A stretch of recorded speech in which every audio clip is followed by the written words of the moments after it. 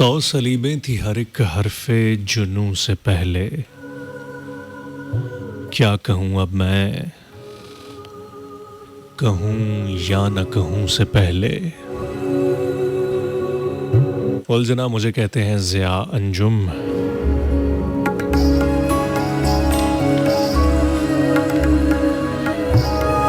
तमाम सुनती समातों का बेहद शुक्रिया कि वो इस वक्त मेरे साथ मौजूद हैं। सलाम अर्ज़ है आप तमाम समातों को, खूबसूरत समातों को। प्रोग्राम हरफ़े जुनू हर मंगल को रात 12 से 2 आपके साथ हम आते हैं, हम बात करते हैं, हम गुफ्तगू करते हैं, हम दिल की बातें करते हैं।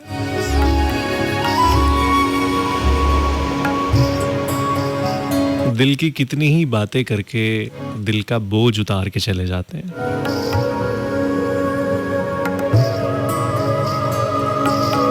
ज़िंदगी में कितना ज़रूरी होता है ना कि कोई ऐसा शख्स जिससे आप खुल के बातें कर सके, जिससे जी भर के बातें कर सके, बगैर किसी फ़िल्टर के, बगैर किसी सोच विचार के कि ये शख्स मेरे बारे में क्या सोचेगा, मुझे पता नहीं कैसा जज करेगा, करेगा भी कि नहीं करेगा। बड़ा मुश्किल होता है ऐसे लोग ज़िंदगी में होना। कुछ लोग बड़े महरूम होते हैं कि उनकी ज़िंदगी में कोई ऐसा शख्स नहीं होता कि वो जिससे अपने सारी दिल की बातें कर सके। या कभी कुछ लोगों ने मौका ही नहीं दिया होता किसी को अपने ज़्यादा करीब आने का। हम किसी को मौका देंगे, वो हमारे करीब आएगा, हम उसे बात करेंगे तो एतमाद बहाल होगा। कभी कभी क्या होता है ना कि कुछ पुराने ज़ख्म होते हैं जो अपनों के लगाए हुए होते हैं, जो अपनों के दिए हुए होते हैं। कुछ ऐसे ज़ख्म कि उसके बाद हम उस तरह की किसी भी चीज़ से डर जाते हैं। हमें डर होता है कि कहीं वो सब कुछ दोबारा से हमारे साथ ना हो जाए। हम बज़ाहिर तो ठीक ठाक होते हैं, हमारा चेहरा, हमारी आँखें, हमारा जिस्म, बज़ाहिर हमारी तमाम शख्सियत बिल्कुल ठीक होती है। देखने में हम बिल्कुल ठीक लगते हैं, सही लगते हैं, लेकिन अंदर ही अंदर कहीं ना कहीं से टूटे होते हैं, इमोशनली डैमेज होते हैं,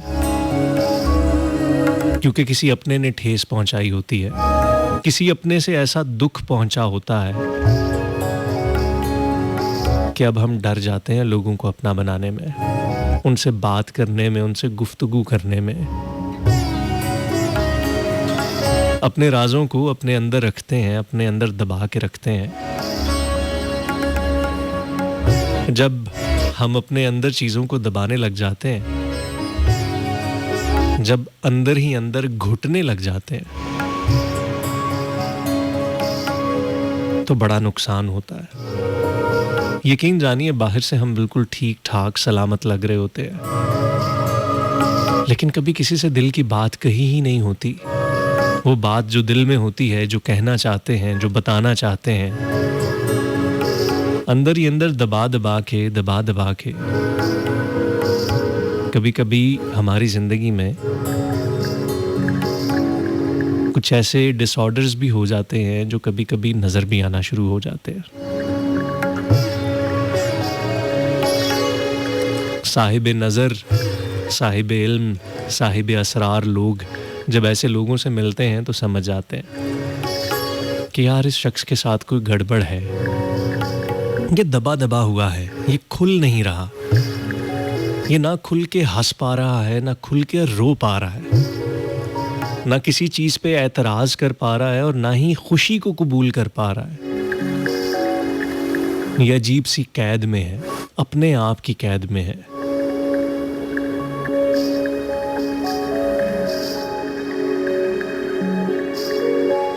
कितनी बुरी शय है ना ये एतबार भी। एक दफ़ा टूट जाए तो फिर उसके बाद किसी पे करने को दिल ही नहीं करता।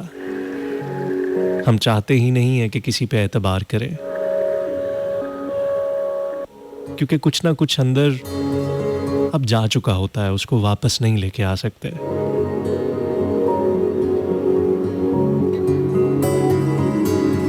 کیا کریں، کیا کریں، کیسے کریں، کس طرح سے کریں؟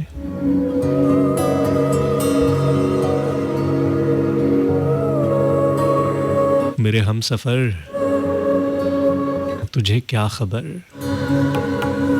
میرے ہم سفر تجھے کیا خبر، یہ جو وقت ہے کسی دھوپ چھاؤں کے کھیل سا، اسے دیکھتے اسے جھیلتے میری آنکھ گرد سے اٹ گئی، میرے خواب ریت میں کھو گئے، میرے ہاتھ برف سے ہو گئے، میرے بے خبر تیرے نام پر، وہ جو پھول کھلتے تھے ہونٹ پر، وہ جو دیپ جلتے تھے بام پر، وہ نہیں رہے جو ایک ربط تھا درمیاں وہ بکھر گیا، وہ ہوا چلی کسی شام ایسی ہوا چلی کہ جو برگ تھے سر شاخ جاں وہ گرا دیے، وہ جو حرف درج تھے ریت پر وہ اڑا دیے، وہ جو راستوں کے یقین تھے، وہ جو منزلوں کے امین تھے، وہ نقش پا بھی مٹا دیے۔ میرے ہم سفر ہے وہی سفر، میرے ہم سفر ہے وہی سفر، مگر ایک موڑ کے فرق سے تیرے ہاتھ سے میرے ہاتھ تک، وہ جو ہاتھ بھر کا تھا فاصلہ کئی موسموں میں بدل گیا، اسے ناپتے اسے کاٹتے میرا سارا وقت نکل گیا۔ تو میرے سفر کا شریک ہے، میں تیرے سفر کا شریک ہوں، یہ جو درمیان سے نکل گیا اسی فاصلے کے شمار میں، اسی بے یقین سے حصار میں، تیرا راستہ کوئی اور ہے، میرا راستہ کوئی اور ہے،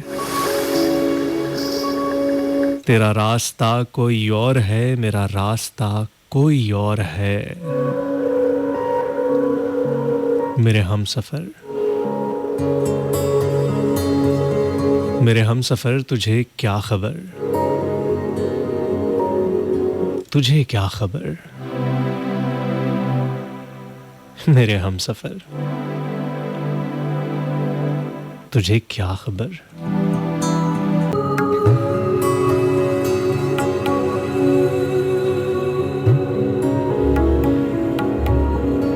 اب تم آئے ہو میری جان تماشا کرنے، آئیے آئیے، آپ ہی کا تو انتظار تھا۔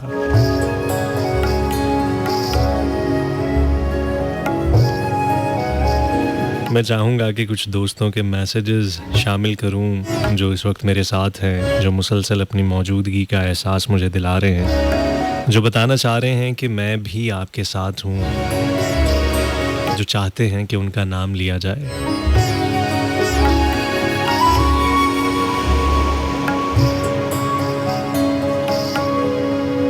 ہم انسانوں میں ایک بڑی شے ہوتی ہے، اس شے کو بولتے ہیں کہ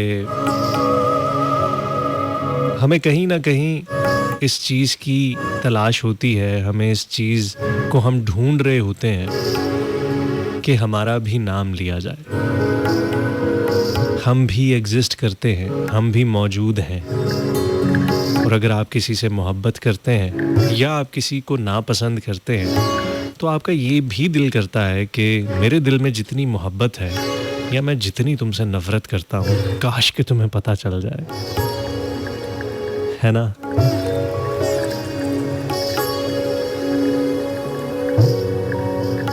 لیکن کتنا بڑا فساد ہوتا کہ اگر ہمیں واقعی پتہ چل جاتا کہ لوگوں کے دلوں میں کیا ہے، ہمیں معلوم ہوتا کہ ہر کوئی اپنے دل میں کیا کیا جذبہ، کیا کیا ایموشن، کیا کیا شدت چھپا کے بیٹھا ہے۔ گیم بڑی آسان ہو جانی تھی، ہے نا؟ لیکن کچھ چیزیں جب آسانیوں کے ساتھ آتی ہیں تو وہ آسانیاں اپنے ساتھ بہت ساری مشکلیں بھی لے کے آتی ہیں.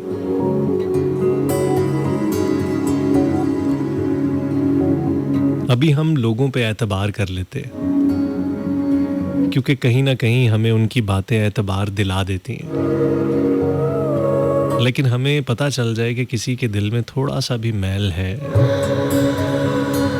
تھوڑا سا بھی بال ہے، وہ اپنی بات میں، اپنی معاملات میں اس طرح سے سچا نہیں ہے جس طرح سے وہ دکھا رہا ہے، تو یقین جانیے دنیا کے معاملات چلنا بڑا مشکل ہو جاتے ہیں. کیونکہ ہم سبھی کہیں نہ کہیں تھوڑے تھوڑے کھوٹے ہوتے ہیں. وہ کسی کی کیا خوبصورت سی لائنز ہیں نا، وہ ہمیشہ اپنے سٹیٹس پہ لگا کے رکھتے ہیں. وہ کہتے ہیں کہ شکوہ بھی کیا کرتے، ہم کہاں کے سچے تھے. کبھی کبھی ہم چیزوں کو لے کے چل رہے ہوتے ہیں، کبھی کبھی ہم لوگوں کا دل بھی رکھ رہے ہوتے ہیں. دل رکھنا بھی کتنی بڑی عبادت ہے نا، کہ ہم کسی کا دل رکھ لیتے ہیں. لیکن اگر کسی کو پتہ چل جائے کہ یار یہ تو صرف میرا دل رکھنے کے لیے ہے، صرف میرا دل رکھنے کے لیے مجھ سے محبت کا اظہار کر رہا ہے، یا مجھے اپریشیٹ کر رہا ہے، یا صرف یہ وقت گزارنے کے لیے کہ کہیں میں برا نہ منا جاؤں، یا کوئی ہنگامہ نہ برپا ہو جائے، کوئی لڑائی نہ ہو جائے، کوئی بدمزگی نہ ہو جائے، تو صرف اس لیے کچھ لوگ ہوتے ہیں جو دل رکھنے کے لیے بڑا کچھ کر جاتے ہیں.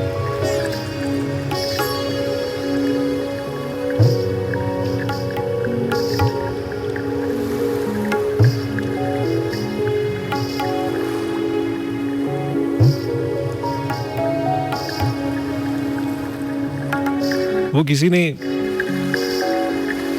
بڑا خوبصورت لکھا ہے کہ سمندر سارے شراب ہوتے تو سوچو کتنے فساد ہوتے، گناہ نہ ہوتے ثواب ہوتے تو سوچو کتنے فساد ہوتے. کسی کے دل میں کیا چھپا ہے یہ تو رب ہی جانتا ہے، دل اگر بے نقاب ہوتے تو سوچو کتنے فساد ہوتے. تھی خاموشی ہماری فطرت جو چند برسوں بھی نبھ گئی ہے، ہمارے منہ میں جواب ہوتے تو سوچو کتنے فساد ہوتے. ان کی نظریں نہ جان پائیں اچھائیاں ہماری محسن، ہم جو سچ میں خراب ہوتے تو سوچو کتنے فساد ہوتے. گناہ نہ ہوتے ثواب ہوتے تو سوچو کتنے فساد ہوتے. دل اگر بے نقاب ہوتے تو سوچو کتنے فساد ہوتے. جو ہم سچ میں خراب ہوتے تو سوچو کتنے فساد ہوتے.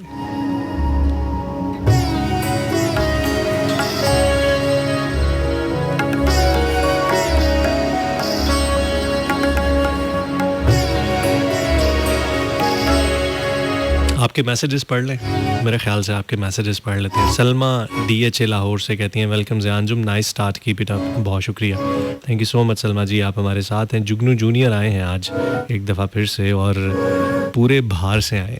کیا بات ہے. کہتے ہیں نہ کسی کی آنکھ کا نور ہوں، نہ کسی کے دل کا قرار ہوں، کسی کام میں جو نہ آ سکے میں وہ ایک مشت غبار ہوں. نہ میں لاگ ہوں نہ لگاؤں ہوں، نہ سہاگ ہوں نہ سبھاؤں ہوں. جو بگڑ گیا وہ بناؤں ہوں، جو نہیں رہا وہ سنگھار ہوں.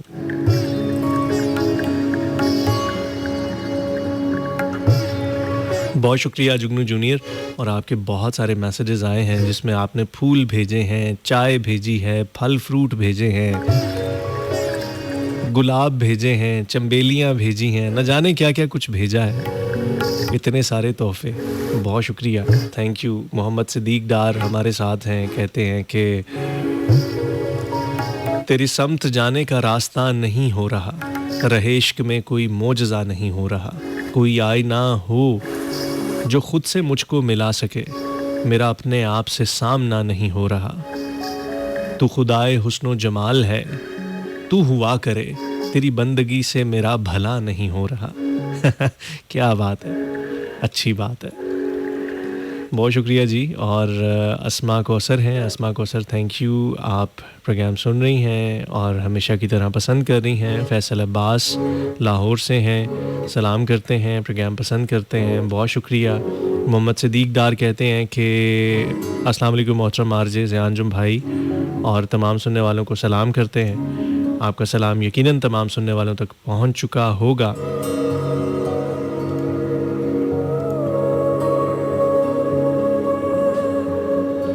پیرزادہ غلام مجتبیٰ ہیں ہمارے ساتھ، اور کہتے ہیں وقت اور پیار دونوں زندگی میں خاص ہوتے ہیں، وقت کسی کا نہیں ہوتا اور پیار ہر کسی سے نہیں ہوتا۔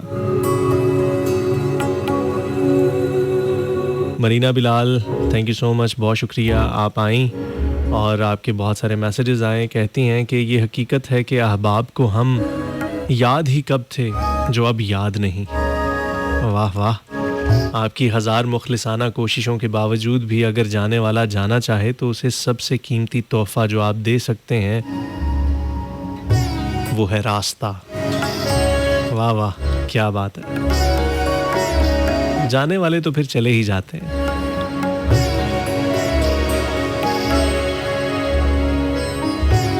اور کبھی کبھی تو بتا کے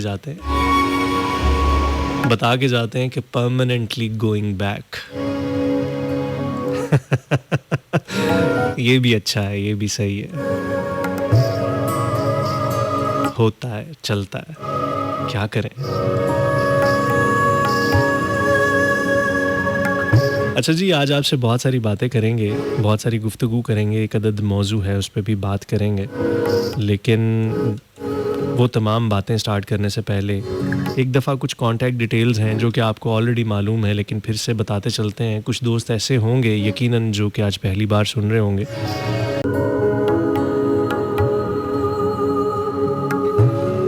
انسان بڑی عجیب سی شے ہے، ہمت کرنے پہ آئے تو بڑے بڑے پہاڑوں کو سر کر لیتا ہے، بڑی بڑی چیزوں کو بڑے آرام سے سہ لیتا ہے، ضبط کر لیتا ہے، یوں دکھاتا ہے کہ جیسے کوئی فرق ہی نہیں پڑا، اور کبھی کبھی ایسے ہوتا ہے کہ واقعی فرق پڑتا بھی نہیں ہے۔ بڑے بڑے دکھ آتے ہیں، بڑے بڑے غم آتے ہیں، بڑے بڑے چیلنجز آتے ہیں، لیکن انسان کی ہمت ایسے پہاڑوں جیسی ہوتی ہے، چٹانوں جیسی ہوتی ہے کہ بڑے بڑے غم آ کے ٹکراتے ہیں اور ٹکرا کے پاش ہو جاتے ہیں۔ آپ کی ہمت، آپ کی استقامت، آپ کا جوش، آپ کا جذبہ، آپ کا ولولہ، آپ کی ہمت، آپ کی بہادری، ان سب کے سامنے وہ چیزیں بڑی چھوٹی چھوٹی لگنے لگ جاتی ہیں۔ کبھی کبھی سمجھ بھی نہیں آتی کہ اتنی ہمت، اتنا حوصلہ، اتنا جذبہ آیا کہاں سے۔ شاید ایسے ہوتا ہے کہ بہت ساری ذمہ داریاں ہوتی ہیں، بہت سارے لوگوں کا بوجھ ہمارے سر پہ ہوتا ہے، ہمارے کندھوں پہ ہوتا ہے، کہ ہم نے خود کو اتنا بڑا کر لیا ہوتا ہے، اتنا مضبوط کر لیا ہوتا ہے، اتنا زیادہ سخت کر لیا ہوتا ہے کہ بڑی سے بڑی پریشانیوں، دکھوں سے بھی ہم لڑ جاتے ہیں، اور صرف یہ کہہ دیتے ہیں کہ کوئی بات نہیں، اپنے لیے نہیں لیکن اوروں کے لیے جی جاتے ہیں، بڑا بڑا کچھ سہ لیتے ہیں۔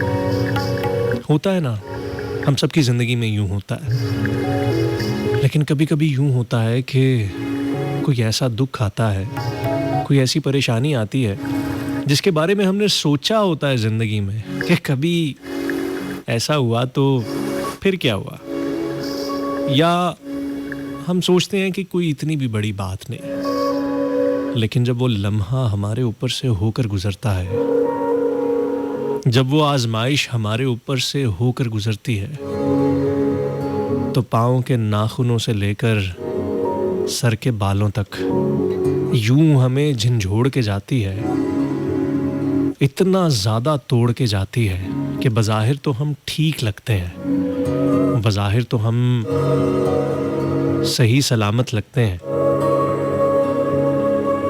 بظاہر ہمارے چہرے پہ کوئی خراش نہیں ہوتی،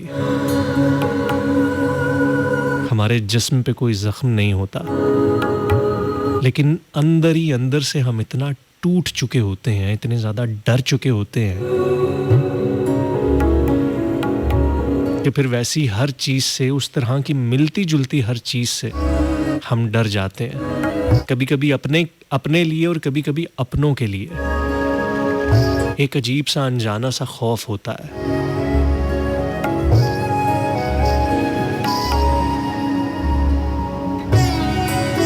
زندگی میں حادثے ہو کر گزر جاتے ہیں،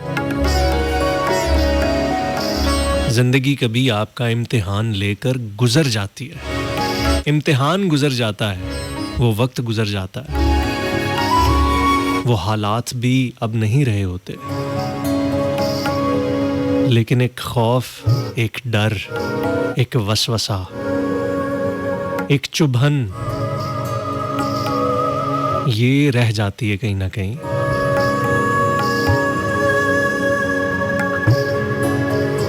بہت ساری چیزوں سے ہم زندگی میں پہلی بار آشنا ہوتے ہیں، ہمیں معلوم ہوتا ہے کہ اینزائٹی بھی کوئی چیز ہوتی ہے، ڈپریشن بھی کوئی چیز ہوتی ہے۔ سب کے سامنے بیٹھے ہوتے ہیں، بات چیت کر رہے ہوتے ہیں کہ اچانک سے گلا خشک ہو جاتا ہے، گھبراہٹ سی ہونے لگ جاتی ہے، جسم پہ کپ کپی سی طاری ہونے لگ جاتی ہے، سمجھ نہیں آتی کہ کیا ہو رہا ہے، کیوں ہو رہا ہے۔ لوگوں سے بات کرنے کو دل نہیں کرتا، انجانا سا خوف، ایک انجانا سا وسوسہ سے دل میں گھیر سا جاتا ہے، دل بیٹھنے لگ جاتا ہے۔ کبھی پانی پیتے ہیں، کبھی چائے پیتے ہیں، کبھی کوئی ٹھنڈی چیز پینے کی کوشش کرتے ہیں، کبھی چہل قدمی کرتے ہیں، کبھی اپنی جگہ کو بدلتے ہیں، لیکن وہ بے چینی، وہ خوف، وہ گھبراہٹ، وہ تڑپ وہ جاتی ہی نہیں، اور آپ اس کو کوئی نام بھی نہیں دے پا رہے ہوتے، آپ کو سمجھ میں نہیں آ رہی ہوتی کہ یہ ہو کیا رہا ہے، کیوں ہو رہا ہے۔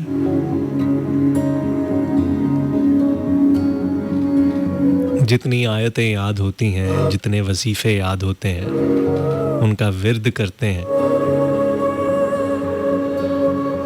لیکن اچانک سے سب کچھ ختم نہیں ہوتا، اپنا ذہن کہیں اور لگانے کی کوشش کرتے ہیں، سمجھ نہیں آتی، سر درد شروع ہو جاتا ہے،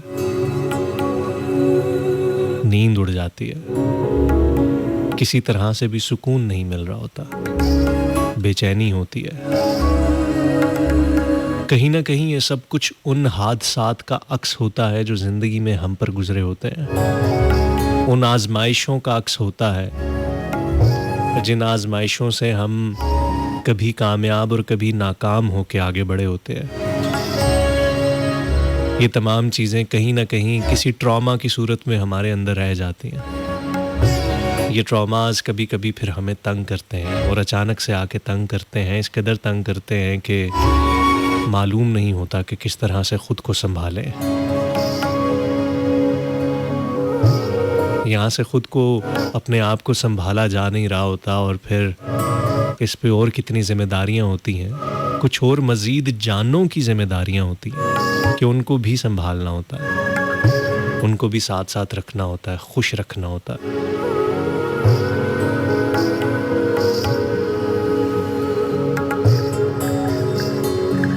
ایک ایسی کیفیت جس کو ہم کوئی نام بھی نہیں دے پاتے، اور وہ موجود بھی ہوتی ہے۔ کچھ اسے ڈپریشن کہتے ہیں، کچھ اسے انزائٹی کہتے ہیں، کوئی کچھ کہتا ہے تو کوئی کچھ کہتا ہے۔ کیا کبھی آپ کے ساتھ اس طرح کی کوئی کیفیت ہوئی؟ اگر ہوئی کہ شدید انزائٹی کا آپ کو دورہ پڑا ہو اچانک سے، اور پھر اس کے بعد طبیعت اور وجود سنبھلنے پہ نہ آ رہا ہو، تو کیا کرتے ہیں آپ ایسے موقع پہ، ایسے موڑ پہ؟ بتائیے گا، آج ہم کچھ اس پہ گفتگو کریں گے، اس پہ بات کریں گے، اور مجھے لگتا ہے کہ کہیں نہ کہیں ہم زندگی میں اس طرح کی چیزوں سے گزرتے ہیں، اور اگر آپ اس طرح کی کبھی کسی کیفیت سے نہیں گزرے تو آپ خوش قسمت ہیں. اللہ کا شکر ادا کریں اور دعا کریں کہ کبھی آپ کو اس طرح سے یہ دن، یہ وقت اور یہ ساعتیں دیکھنا کبھی نصیب نہ ہو.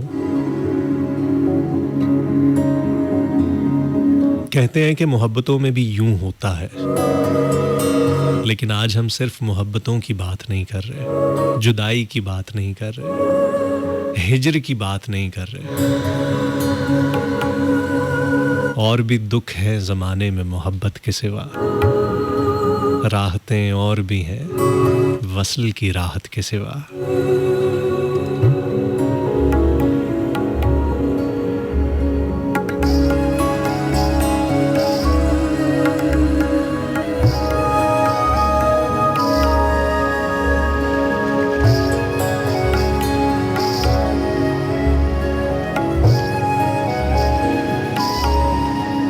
سائمہ رفیق ہمارے ساتھ موجود ہیں، کہتی ہیں السلام علیکم آر جے زیانجم، شو بہت اچھا ہے.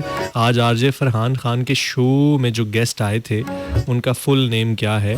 آپ نے کال کی، بہت اچھا بولا گیسٹ کے بارے میں، ان کو یوٹیوب پر سرچ کرنا ہے. آج ہمارا 101 پہ ایک بڑا خوبصورت پروگرام ہو رہا تھا 8 سے 10 بجے، جس میں آر جے فرحان خان ایک بڑے ہی خوبصورت اور شاندار قسم کے گیسٹ کے ساتھ تشریف لائے تھے، اور وہ گیسٹ تھے افتخار احمد افی صاحب. افتخار احمد افی صاحب ایک بڑے معروف رائٹر ہیں، فلاسفر ہیں، پوئٹ ہیں، ایکٹر ہیں، اور اس کے ساتھ ساتھ بہت زبردست قسم کے سٹوری ٹیلر بھی ہیں. افتخار احمد افی صاحب کو آپ شاید جانتے ہوں، ایک پروگرام لگا کرتا تھا پریزاد. پریزاد میں ایک کریکٹر ہوتا تھا کمالی کے نام سے. وہ جو کمالی کا کریکٹر جس شخص نے نبھایا تھا، جس ایکٹر نے نبھایا تھا، وہ افتخار احمد افی صاحب تھے. افتخار احمد افی صاحب کو اگر آپ سرچ کریں گے تو یوٹیوب پہ آپ کو وہ مل جائیں گے، اور وہ دنیا کی سیر کرتے ہیں اور ساتھ ساتھ اپنے ولاگز بناتے ہیں، اور جس جگہ پہ بھی جاتے ہیں اس جگہ کے بارے میں وہ بڑی تفصیل سے بہت ساری معلومات ہمیں بتاتے ہیں، وہاں کی ثقافت کے حوالے سے، وہاں کے رسم و رواج کے حوالے سے، وہاں کی مشہور جگہوں اور چیزوں کے حوالے سے.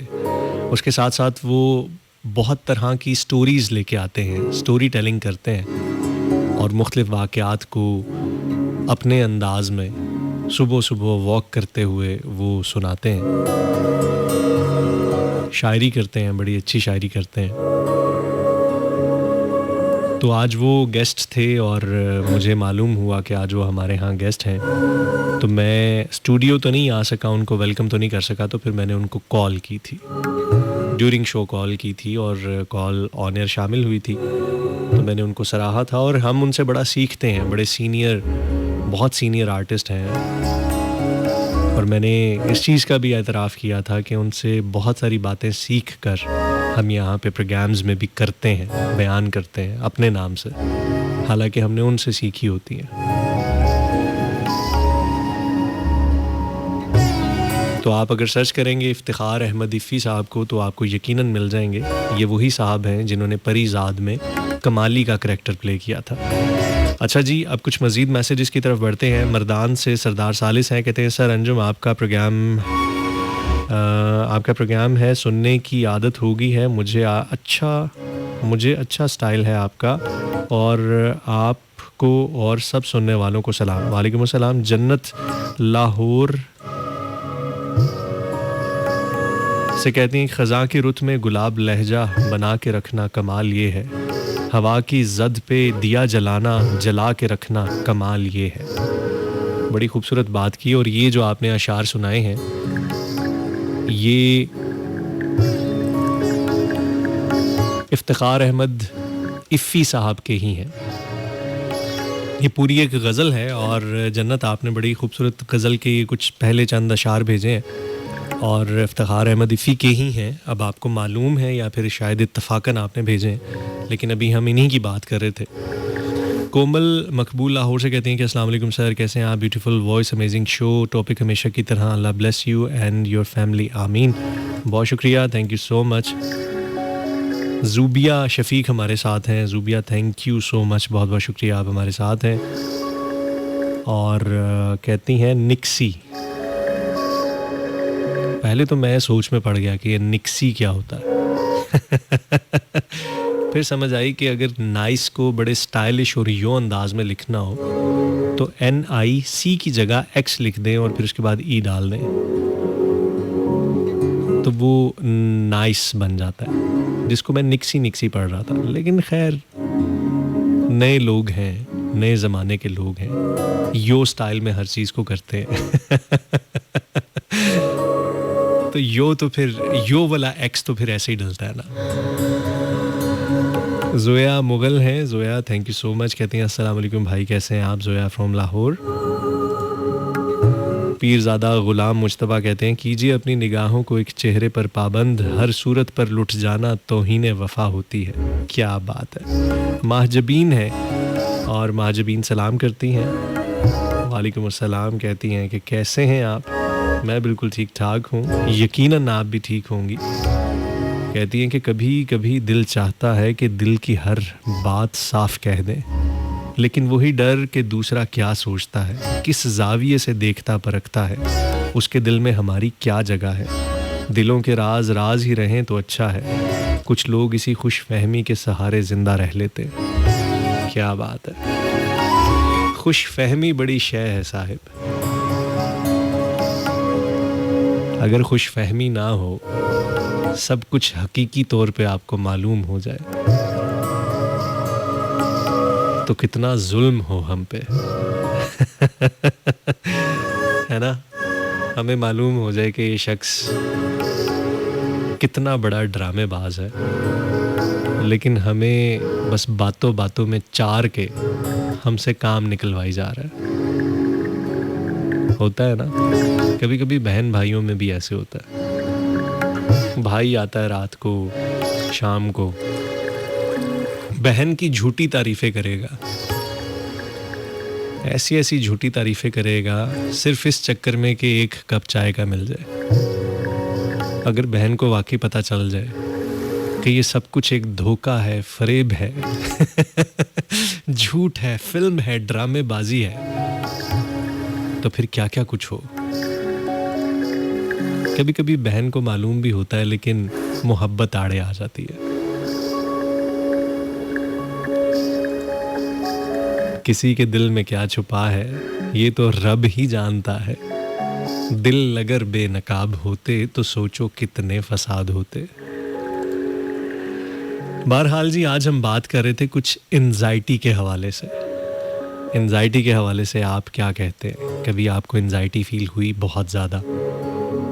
اور اگر انزائٹی فیل ہوئی کہ اچانک سے دل گھبرانے لگ جائے، بے چین ہو جائیں، پریشان ہو جائیں، ایک عجیب سا خوف محسوس ہونے لگ جائے اور آپ اس کو کوئی نام بھی نہ دے پائیں، تو ایسی صورت میں آپ کیا کرتے ہیں یا کیا کرنا چاہیے؟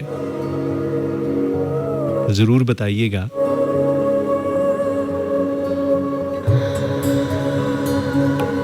میں چاہوں گا کہ آپ پروگرام میں آئیں، شامل ہوں.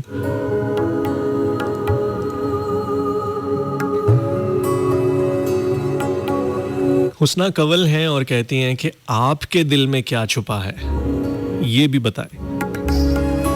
میرے دل میں کیا کیا کچھ چھپا ہے یہ میں کیسے بتا سکتا ہوں آپ کو. مولا علی کا ایک قول ہے. مولا علی فرماتے تھے کہ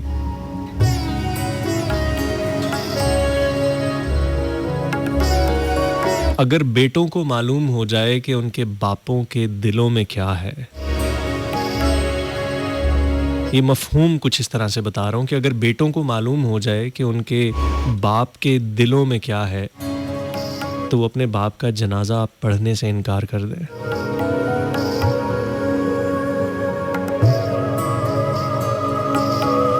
سوچ، یہ جو سوچ ہوتی ہے، یہ جو تھاٹ ہوتی ہے، اس تھاٹ کے اوپر کوئی کنٹرول نہیں ہوتا. ہمارے دین میں ہمیں بتایا گیا ہے کہ اعمال کا جو دار و مدار ہے وہ ہے تو نیتوں پر، لیکن جزا اور سزا کا جو فیصلہ ہوگا وہ عمل پہ ہوگا، صرف نیت پر نہیں ہوگا، صرف سوچنے پر نہیں ہوگا۔ اگر آپ کچھ برا سوچتے ہیں تو آپ کو گناہ نہیں ہوتا جب تک کہ آپ وہ پریکٹیکلی کر نہیں لیتے۔ لیکن آپ بھی جانتے ہیں اور میں بھی جانتا ہوں کہ انسان کا ذہن ایک ایسا پرزہ ہے کہ اس کو کچھ بھی سوچنے سے ہم روک نہیں سکتے، اور بعض اوقات ایسے خیال آتے ہیں، اس طرح کے خیال آتے ہیں کہ ہم بار بار اپنے خیالوں کو جھٹکتے ہیں کہ نہیں، یہ چیز ٹھیک نہیں ہے۔ لیکن خیالوں میں مجھے لگتا ہے کہ ہر شخص دنیا کے ہر اس گناہ کا مرتکب ہوتا ہے جو چیز ایکچول میں پاسبل ہو سکتی ہے۔ ہم خیالوں میں لوگوں کے قتل کر چکے ہوتے ہیں، ہمارا بس نہیں چلتا۔ ہم خیالوں میں نہ جانے کس کو کس طرح سے پکار چکے ہوتے ہیں۔ ہم خیالوں میں نہ جانے کس کو کس نظر سے دیکھ چکے ہوتے ہیں۔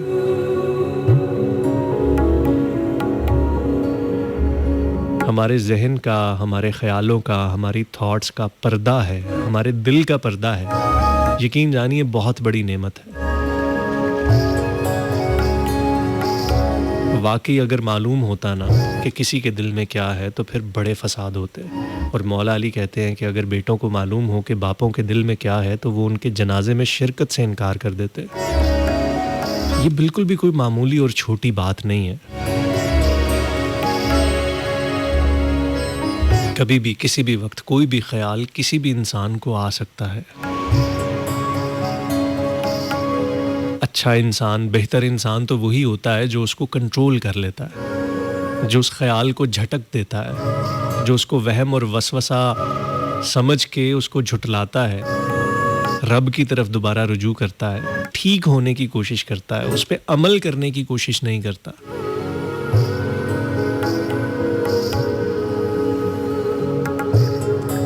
آپ کے کچھ میسیجز ہیں جو کہ پڑھنا باقی ہیں، ان کو پڑھ لیتے ہیں، پھر آپ کی کالز کی طرف بھی آتے ہیں۔ Zoya Mughal, thank you so مچ۔ اور پروین آصف ہیں، پروین آصف کہتی ہیں کہ have a good day, thank you جی، بہت شکریہ۔ اس کے ساتھ ساتھ اسماء کوثر ہیں، اسماء کوثر تھینک یو سو مچ، آپ نے کچھ شاعری بھیجی ہے، اس کو میں شامل کرتا ہوں۔ عائشہ ملک ہیں، کہتی ہیں کہ listening radio F M Pakistan after 12 years. I am from London, walking and listening your show. Can you please read this poem? Thanks. Thank you so much عائشہ، آپ ہمیں لندن سے سن رہی ہیں 12 سال بعد۔ بڑا عرصہ ہوتا ہے 12 سال، کتنا کچھ بدل جاتا ہے 12 سالوں کے اندر۔ کہتی ہیں کہ پورا دکھ اور آدھا چاند، ہجر کی شب اور ایسا چاند، دن میں وحشت بہل گئی تھی، رات ہوئی اور نکلا چاند، کس مقتل سے گزرا ہوگا اتنا سہما چاند، یاد کی آباد گلی میں گھوم رہا ہے تنہا چاند، میری کروٹ پر جاگ اٹھے نیند کا کتنا کچا چاند، میرے منہ کو کس حیرت سے دیکھ رہا ہے بھولا چاند، اتنے گھنے بادل کے پیچھے کتنا تنہا ہوگا چاند، آنسو رو کے نور نہائے، دل نہ دیا تن صحرا چاند، اتنے روشن چہرے پر بھی درج سورج کا کہے سایہ چاند، جب پانی میں چہرہ دیکھا تو نے کس کو سوچا چاند، برگد کی ایک شاخ ہٹا کر جانے کس کو جھانکا چاند۔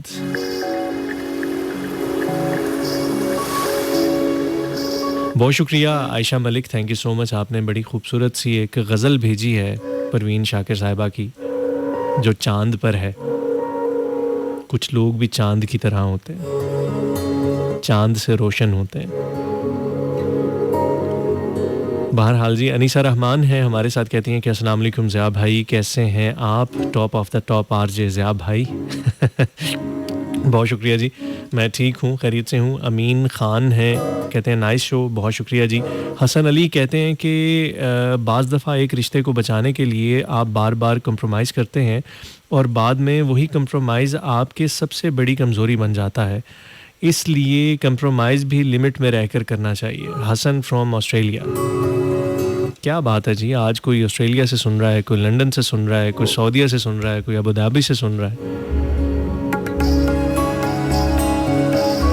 آج تو بہت لوگ بڑی بڑی جگہوں سے سن رہے ہیں. بہت شکریہ حسن. اور آپ بالکل ٹھیک کہتے ہیں کہ کمپرومائز بھی ایک لمٹ میں رہ کے کرنا چاہیے, بلکہ زندگی میں ہر چیز میں ہی توازن رکھنا چاہیے.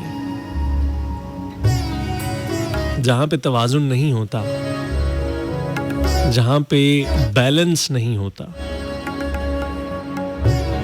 ایک پلڑا بھاری ہو جاتا ہے جہاں پہ, تو پھر وہاں پہ کام خراب ہو جاتے ہیں. زندگی کو بڑا ضروری ہے کہ توازن کے ساتھ, بیلنس کے ساتھ آگے لے کے چلا جائے. بیلنس کے چکر میں, توازن کے چکر میں یقیناً آپ کو کچھ کمپرومائزز کرنے پڑتے ہیں, لیکن ساری زندگی صرف کمپرومائزز کرنا بھی ٹھیک نہیں ہے, اور ساری زندگی ان کمپرومائزز کو اگنور کرنا بھی ٹھیک نہیں ہے.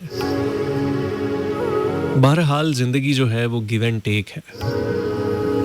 کہیں پہ آپ کو کچھ دینا پڑتا ہے, کہیں پہ کچھ لینا پڑتا ہے.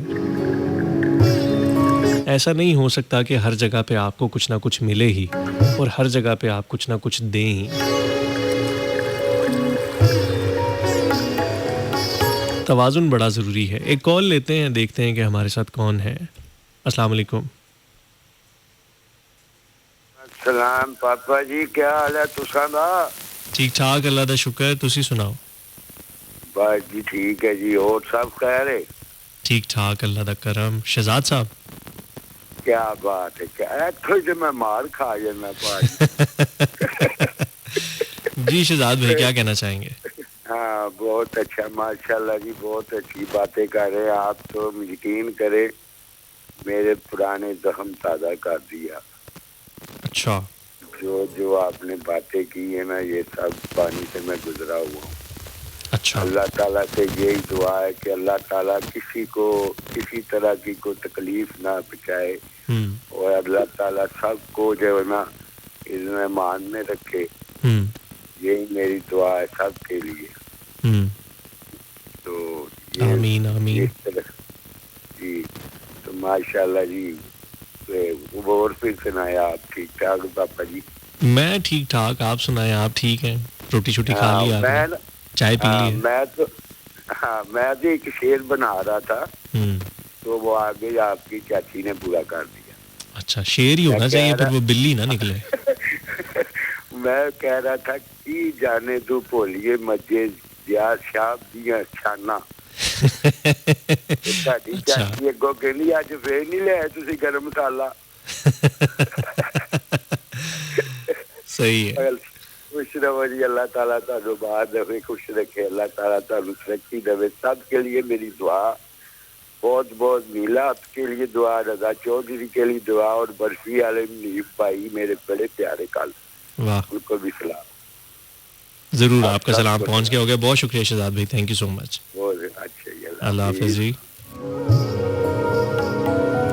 السلام علیکم. ہلو. السلام علیکم. وعلیکم السلام. کون بات کر رہے ہیں؟ آمنہ بات کر رہی, لاہور سے. جی آمنہ, کیسی ہیں آپ؟ ٹھیک ہیں؟ الحمدللہ میں ٹھیک ہوں, آپ کیسے ہیں؟ میں ٹھیک ٹھاک. کیا کہنا چاہیں گی؟ آپ کا پروگرام بہت اچھا ہے, بہت بہت زیادہ اچھا ہے نا؟ ایسے ہی کہتے جی, ہوتے ہیں سارے. بہت اچھی باتیں کر رہے ہیں آپ. اچھا, بہت شکریہ, تھینک یو. کیا اس کے علاوہ کچھ کہنا چاہیں گی؟ میں آپ کا اکثر پروگرام سنتی ہوں, آپ کی آواز بہت پیاری ہے, اور آج اتنی اچھی آپ کی آواز ہے, اس سے زیادہ آپ کا اسٹائل ہے بولنے کا. پیسے ملتے ہیں. ایسے بولنے کے نا پیسے ملتے ہیں, اس لیے ایسے بولتا ہوں. میری بات سنیں, बेशक पैसे मिलते हैं, हर बंदा अपने काम के साथ लॉयल नहीं होता। पैसे अच्छा तो सबको मिलते हैं, हर काम करने के पैसे मिलते हैं, डॉक्टर भी पैसे ले रहा है, इंजीनियर भी पैसे ले रहा है, पैसे सब लेते हैं, लेकिन अपने काम के साथ लॉयल वाह वाह वाह सिंसियरिटी के वाह, साथ काम करने वाले लोग मुझे बहुत पसंद है और आई रियली लाइक यू। बहुत शुक्रिया आमना, बहुत शुक्रिया, थैंक यू। कुछ शेर सुनाना चाहेंगी जाते जाते? आपका भी बहुत शुक्रिया, आपने हमारी कॉल अटेंड की। मेरी दादो से प्लीज जरूर बात कीजिएगा, वो भी आपका प्रोग्राम बहुत शौक से सुनते हैं। जी उनकी कराएं, वजह दादो से से बात कराएं। उनकी वजह से मेरा इंटरेस्ट डेवलप हुआ है, वरना मैं ज्यादा एफएम नहीं सुनती। खासतौर पे आपकी आवाज से इतनी पहचान हो गई है ना, फौरन से पता चल जाता है। काफी देर हो गई अब ठीक है जी, सुनते। ठीक है। थैंक यू सो मच, आपने बहुत कॉल अटेंड होगी मेरी, और अभी मैंने यही कॉल करके डायल किया था कि नेक्स्ट कॉल मेरी अटेंड होगी, और होगी। देखिए चलें, ज़बरदस्त हो गया, बहुत शुक्रिया आमना, थैंक यू सो मच। जी, ठीक है, थैंक यू सो मच। अल्लाह इनसे हाफिज। बात कीजिएगा। जी अस्सलाम वालेकुम ज़ा भाई, कैसे हो? वालेकुम अस्सलाम। दादो आप सुनाएं, आप कैसी हैं? हाँ शुक्र अल्हम्दुलिल्लाह, बहुत ठीक। मैं लाहौर से बात कर रही हूँ, इम्तियाज ताज। इम्तियाज़ ताज साहिबा, आप ठीक हैं, अच्छी हैं, हाँ जी। प्रोग्राम सुनती हैं आप हमारा? हाँ जी, बहुत ज़्यादा मैं सुनती हूँ, अच्छा, गाना ही सुनती हूँ मैं। तो अच्छा तो नहीं लगता हमारा प्रोग्राम? बहुत अच्छा लगता है, आवाज़ भी आपकी बहुत प्यारी। सब सुनने वाले को मेरा सलाम। और मुझे ना जी, इस्लामाबाद का फ़ोन नंबर बता रही। इस्लामाबाद का फ़ोन नंबर यही है जो हमारा है, उसमें सिर्फ आपको जो इस्लामाबाद का कोड है वो आपको डायल करना पड़ेगा। इस्लामाबाद का कोड मुझे भी कंफर्म नहीं हो रहा, वो मैं आपको थोड़ी देर तक यहाँ से सर्च करके बता देता हूँ। नंबर तो एक ही है हर जगह का। हाँ जी, 051। हाँ 051 है, तो 051 करके आप 101 का सेम यही नंबर डायल करेंगे तो वहाँ पे कॉल हो जाएगी। ओके, ठीक है जी, बहुत शुक्रिया, थैंक यू। सब सुनने वालों को सलाम। पाकिस्तान जिंदाबाद। पाकिस्तान जिंदाबाद जी।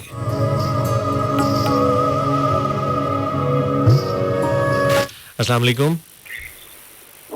हेलो, वालेकुम अस्सलाम व रहमतुल्लाहि व बरकातहू। जनाब मेरी क्या हाल चाल? अल्लाह का शुक्र, ठीक ठाक। कौन बात कर रहे हैं? ज़ियान साहब, मैं मोहम्मद आमिर भट्टी बात कर रहा हूँ लाहौर से। सर आप जी सुनाएं भट्टी क्या साहब, हाल?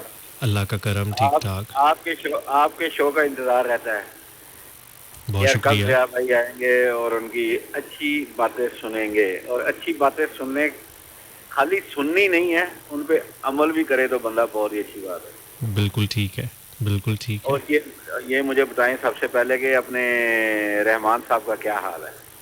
रहमान साहब अल्हम्दुलिल्लाह काफ़ी बेहतर हैं, इंशाल्लाह आप उनको कल सुनेंगे इंशाल्लाह। माशाल्लाह माशाल्लाह, क्योंकि 3 बंदों के शो का तो मुझे इंतजार रहता है बस। हम्म, तो रेडियो 101 के मैं तो वो, अब मैं आज सोच रहा था, मैं कि यार 3 मैंने जिंदगी में देखे बंदे, एक ज़िया अंजुम, हम्म। एक अनवर साहब और आरजे डॉक्टर। नहीं यार आपने क्या देखे बात नहीं, है। आपने सुने हैं। नहीं समझे कि ये जिनकी रे- बातें इतनी अच्छी हैं वो लोग कैसे होंगे? है ना, वो रेडियो वाले लोगों को जब देखे ना तो बड़ा दिल टूटता है, पता है आपको? नहीं नहीं नहीं नहीं नहीं नहीं नहीं नहीं नहीं, नहीं, ये बात नहीं है। मैं आपको मैं ना- बताता हूँ, मेरा खुद बड़ी दफ़ा दिल टूटा हुआ है कुछ लोगों को सुन के। मैं आपको बात बताता हूँ। देखिए मैं ना दुबई में था, तो वहाँ पे भी ना एफएम जो था ना, एफएम जी। वहाँ पे आता था एक 106.2। हम्म। यहाँ पे भी सेम से वही चैनल है, वहाँ जी। पे भी 101 होता था, यहाँ पे भी है, वहाँ पे भी है। तो वो ना एक समीउद्दीन अहमद साहब होते थे, जी माशाल्लाह। जी जी। मैं उनका शो सुनता था, बड़ा मजा आता था, उनकी बातें भी आप जैसी होती थी। और फिर बाकायदा मैं उनसे मिला भी, वाह, लेकिन बहुत नाइस आदमी थे वो भी। ठीक है। मुझे जब भी मैं आप लोगों को सुनता हूँ मुझे वो चीज़ें याद आती है, मैं कहता हूँ यार वाह। और मैं जमाना वक्त ऐसा आ गया कि रेडियो की तरफ लोग कम जाते हैं, हम्म, लेकिन मैं मानता हूँ इस चीज़ को कि यार रेडियो जो एक चीज़ है ना, रेडियो ये कभी ख़त्म ना होने वाली चीज़ है। बिल्कुल ऐसे ही है। माशाल्लाह, बहुत अच्छा, आपका शो सुनने का अच्छा लगता है, मज़ा भी आता है। और आपकी बातें तो बहुत शुक्रिया भट्टी साहब, थैंक यू। कुछ और कहना सही है। चाहेंगे? यार सच्ची बात बोलूँ ना जी। आपको, झूठ नहीं बोलूँगा, मगर यार दिल टूट सा गया है। किस बात पे? यार किस बात पे? असल में पता क्या है, मैं ना शुरू से ही ना, जब से होश संभाला ना, मैं क्रिकेट का बहुत बड़ा फैन था। अच्छा। यानी यहाँ तक फैन कि जिस दिन पाकिस्तान और इंडिया का मैच होना ना, स्कूल हो कॉलेज हो, उस दिन छुट्टी, जो मर्जी हो, चाहे घर से दादा अबू से गालियां पड़े, चाहे अबू से मार पड़े, मैच देखना बाजी, जो मर्जी। ठीक यार है। आज वो वक्त आ गया है कि हम तरस रहे हैं कि यार कब हमारी टीम जीतना सीखेगी। آپ نا اس کرکٹ کے علاوہ بھی کچھ دیکھا کریں, باقی بہت ساری جگہوں پہ ہم جیت رہے ہوتے ہیں. ہم نے نا 7 طیارے گرائے تھے, آپ کو معلوم ہوگا. وہ ایک میری بات سنیں, میں آپ کو ایک چیز بتاؤں. چلے بہت شکریہ بھٹی صاحب, تھینک یو کال کرنے کے لیے. چھوٹی سی بات کرنے دیں مجھے, چھوٹی سی. لمبی ہو جائے گی بات, لمبی ہو جائے گی پھر کبھی سے. بہت شکریہ, تھینک یو, تھینک یو. السلام علیکم. وعلیکم السلام. جی کون بات کر رہے ہیں, کہاں سے؟ جی بھائی, آپ کا چھوٹا بھائی طارق کرشن گلہور سے. طارق بھائی ٹھیک ہے, آپ خیریت سے ہیں؟ الحمدللہ. جی بھائی, واقعی آپ کی نا آواز میں جادو ہے. پیسے ملتے ہیں پیسے ملتے ہیں, ایسی باتیں کرنے کے نا پیسے ملتے ہیں. ایسی آواز میری ہو نا تو میرے 3-4 شادیاں کر دوں. بات آ کے شادی پہ ہی ختم ہوتی ہے, کیا وجہ ہے اس کی؟ بس ایسے ہی ہے. اچھا خیر, چھوڑے اس ٹاپک کو. جی بھائی, واقعی یقین کریں آپ بہت ہی اچھے, نائس. یقین کریں مجھے بڑا اچھی لگتی ہے آپ کی آواز. بس کیا کریں, پیسے ملتے ہیں. وہ ایک یہ نوید بھٹی صاحب جو آئے تھے نا, جی وسیم صاحب کی بھی تعریف کر دیتے. وسیم صاحب بھی بہت اچھے ہیں. جی, ان کو بھی پیسے ملتے ہیں. اچھا, میں سب کو سنتا ہوں, میں سب کو ہی سنتا ہوں, اور ماشاءاللہ سے سبھی اچھے ہیں, سبھی اچھے ہیں. بالکل ایسے ہی. اللہ تعالیٰ کو سب کو لمبی زندگی دے, خوش رہیں, آباد رہیں. بہت شکریہ, بہت شکریہ. سلام دیجیے گا, سب کو سلام دیجیے گا. Thank you G, thank you, thank you.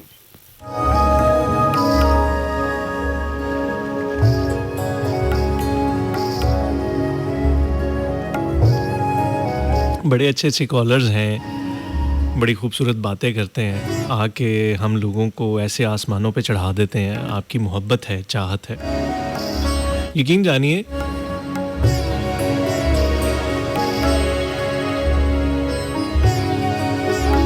کیسے یقین دلاؤں آپ کو؟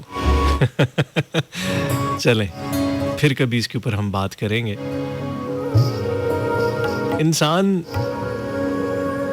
انسان کا جو ذہن ہے, انسان کا جو دماغ ہے, یہ بڑے ایلوژنز کریٹ کرتا ہے. یہ جب ایلوژنز کریٹ کرتا ہے تو پھر نہ جانے کیا کیا کچھ کریٹ کر دیتا ہے. وہ چیزیں جو ایگزسٹ نہیں کرتی, جو اصل میں نہیں ہوتی, بعض اوقات یہ چیزیں ہمیں ویسی بنا کے دکھاتا ہے, کر کے دکھاتا ہے. جیسے خواب ہو گیا. خواب ویسے ایک بالکل ایک ڈیفرنٹ ڈائمنشن ہے. اس کے اوپر بہت زیادہ بات کی جا سکتی ہے اور بہت سارے حوالوں سے بات کی جا سکتی ہے. سائنسی اعتبار سے بات کی جا سکتی ہے, روحانی اعتبار سے بات کی جا سکتی ہے. لیکن بہرحال خواب جو ہوتا ہے, اگر دیکھا جائے تو وہ اصل میں ایگزسٹ نہیں کر رہا ہوتا. ہم رات کو سو کے اٹھتے ہیں, ہمیں ایسا لگتا ہے کہ ہم اس جگہ پہ موجود تھے, ہم کسی ایسے شخص سے ملے, ہم نے کسی چیز کو محسوس کیا. بعض اوقات ہم خوابوں کے اندر کسی ٹیسٹ کو بھی چکھتے ہیں, محسوس کرتے ہیں. کبھی ہم کسی چیز کو چھونا محسوس کرتے ہیں, کبھی کبھی سردی اور گرمی بھی محسوس کرتے ہیں. بہت ساری ایسی چیزوں کو ہم محسوس کرتے ہیں خوابوں میں. لیکن جب ہم اٹھتے ہیں, اچانک سے اٹھنے کے بعد ہمیں محسوس ہوتا ہے کہ شاید یہ کہیں نہ کہیں ہوا ہے ہمارے ساتھ, لیکن ایکچوئل میں تو نہیں ہوا ہوتا. ہم وہیں پہ سوئے ہوتے ہیں, اپنے بستر پہ, اپنے بیڈ پہ, لیکن ہمیں ہمارا ذہن کہتا ہے کہ شاید یہ ہمارے ساتھ کہیں نہ کہیں کچھ نہ کچھ ہوا ہے. ذہن, انسان کا دماغ بڑی ہی طاقتور شے ہے. اگر یہ ایلوژنز کریٹ کرنے پہ آئے, یہ ہیلوسینیشنز کے اوپر آئے, تو بعض اوقات ہمیں ایسا محسوس ہوتا ہے کہ جیسے ارد گرد ہمارے کوئی ہے. کبھی کبھی ہم کسی کی موجودگی محسوس کرتے ہیں, کبھی کبھی کسی کا احساس محسوس کرتے ہیں, کبھی کبھی کسی کی خوشبو بھی محسوس کرتے ہیں, اور کبھی کبھی اس کو آس پاس چلتے پھرتے اس کا عکس بھی محسوس کرتے ہیں. اصل میں ایسا ہوتا نہیں ہے, لیکن وہ دماغ ایلوژن کریٹ کرتا ہے. وہ دماغ کا کوئی وہم ہوتا ہے, کوئی بھرم ہوتا ہے, کوئی عکس ہوتا ہے, لیکن بعض اوقات ہوتا ہے. وہ کسی شاعر نے بڑی خوبصورت سی بات کہی, مجھے یہ شعر بہت پسند ہے اور میرے بڑے دل کے قریب بھی ہے. وہ شاعر کہتا ہے کہ جب تلک قوت تخیل باقی ہے, جب تلک قوت تخیل باقی ہے, آپ پہلو سے اٹھ نہیں سکتے. کہ جب تک میں سوچ سکتا ہوں، جب تک میں مضبوط طریقے سے سوچ سکتا ہوں، میں نے تمہیں اپنے پاس یہاں پہ بٹھایا ہوا ہے، تم میرے ساتھ موجود ہو، تمہیں میں محسوس کر رہا ہوں، تمہارا احساس ہے مجھے، میں تم سے بات کر سکتا ہوں، گفتگو کر سکتا ہوں، سوال و جواب ہوتے ہیں، لمبی لمبی بیٹھکیں ہوتی ہیں ان لوگوں کے ساتھ جن کو ہم ہر وقت اپنے آس پاس، اپنے ارد گرد محسوس کرنا چاہتے ہیں۔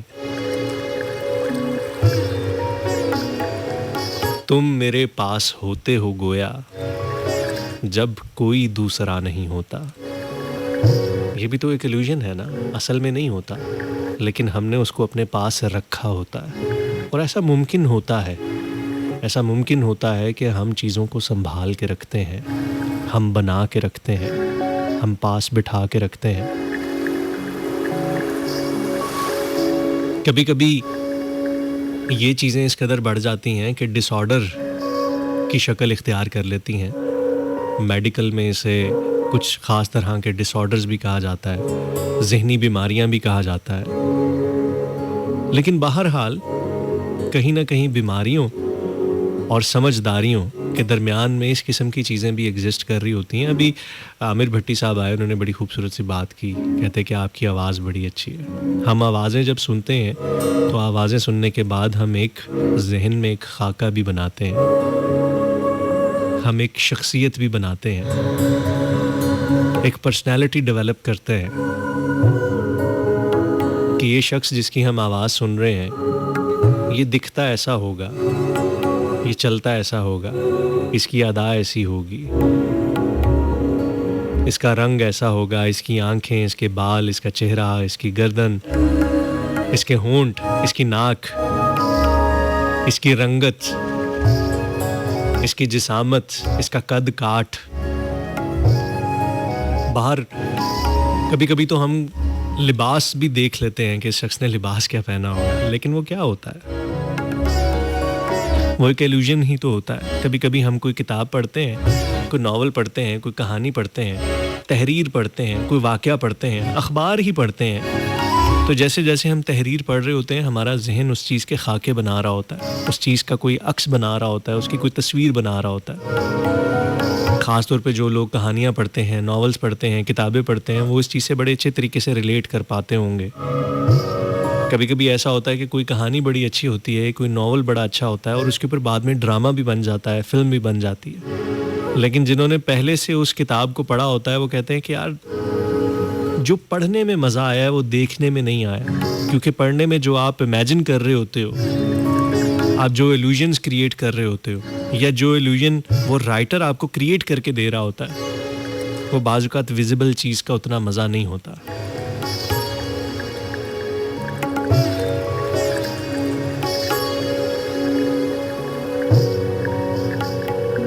انزائٹی بھی ایک ایسی چیز ہوتی ہے، اصل میں ہمارے ساتھ کچھ بھی ایسا برا نہیں ہوا ہوتا اس وقت میں، لیکن ہم پاسٹ کے کسی خوف میں یا فیوچر کے کسی وسوسے میں اپنے آپ کو اس قدر اتنا شدید الجھا لیتے ہیں کہ ہمیں گھبراہٹ ہونے لگ جاتی ہے، اور اس قدر شدید گھبراہٹ ہونے لگ جاتی ہے کہ جیسے یہ سب کچھ ہمارے ساتھ ابھی ہو رہا ہے۔ یہ بھی ایک ایلیوژن ہوتا ہے، دماغ کی طرف سے ایک ایلیوژن ہوتا ہے۔ ہم سمجھ نہیں پا رہے ہوتے کہ یہ ہمارے ساتھ ایکچول میں ہو رہا ہے یا پھر یہ ہونے والا ہے۔ بہرحال ایکچول میں ہمارے ساتھ کچھ بھی نہیں ہوتا، سب کچھ ٹھیک ہوتا ہے۔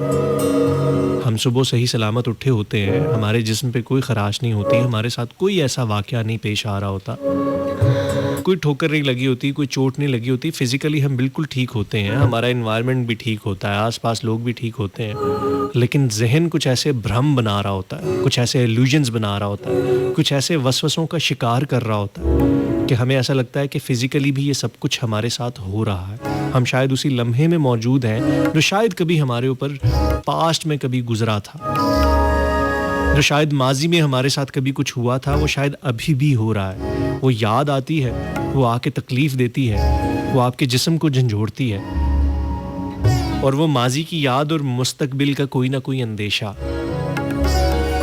آپ کو ایسا چوک کرتے ہیں, ایسا آؤٹ کرتے ہیں, اس قدر شدید گھبراہٹ طاری کرتے ہیں, سینے پہ اتنا بوجھ ڈالتے ہیں کہ آپ کا جسم بعض اوقات اس کیفیت کو قبول کرنے سے انکار کر دیتا ہے. بھوک پیاس سے مٹ جاتی ہے, گلے میں شدید چبھن ہونے لگ جاتی ہے, سر درد ہونے لگ جاتا ہے, جسم کانپنے لگ جاتا ہے, ایک عجیب سا خوف ہو جاتا ہے.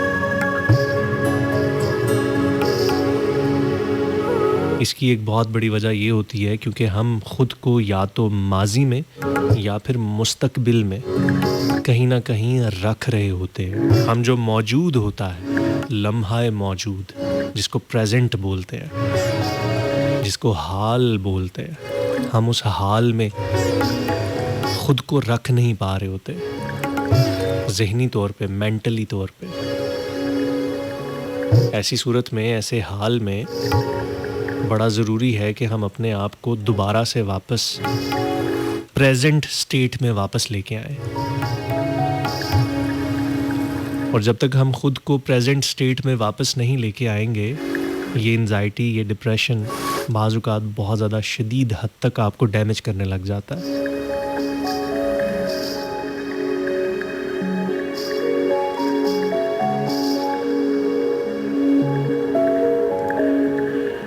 اس حوالے سے میں چاہ رہا تھا کہ آپ بھی کچھ انپٹ دیتے, آپ بھی کچھ بات کرتے, آپ بھی کوئی اپنا ایکسپیرینس شیئر کرتے, دین ہم اس کو تھوڑا سا مزید آگے بھی لے کے چلتے. سو میں آپ کے کچھ میسیجز کو اور کچھ مزید کالز کو شامل کر رہا ہوں, دیکھتے ہیں کہ اور کوئی موجود ہے اور وہ کچھ کہنا چاہتا ہے. السلام علیکم.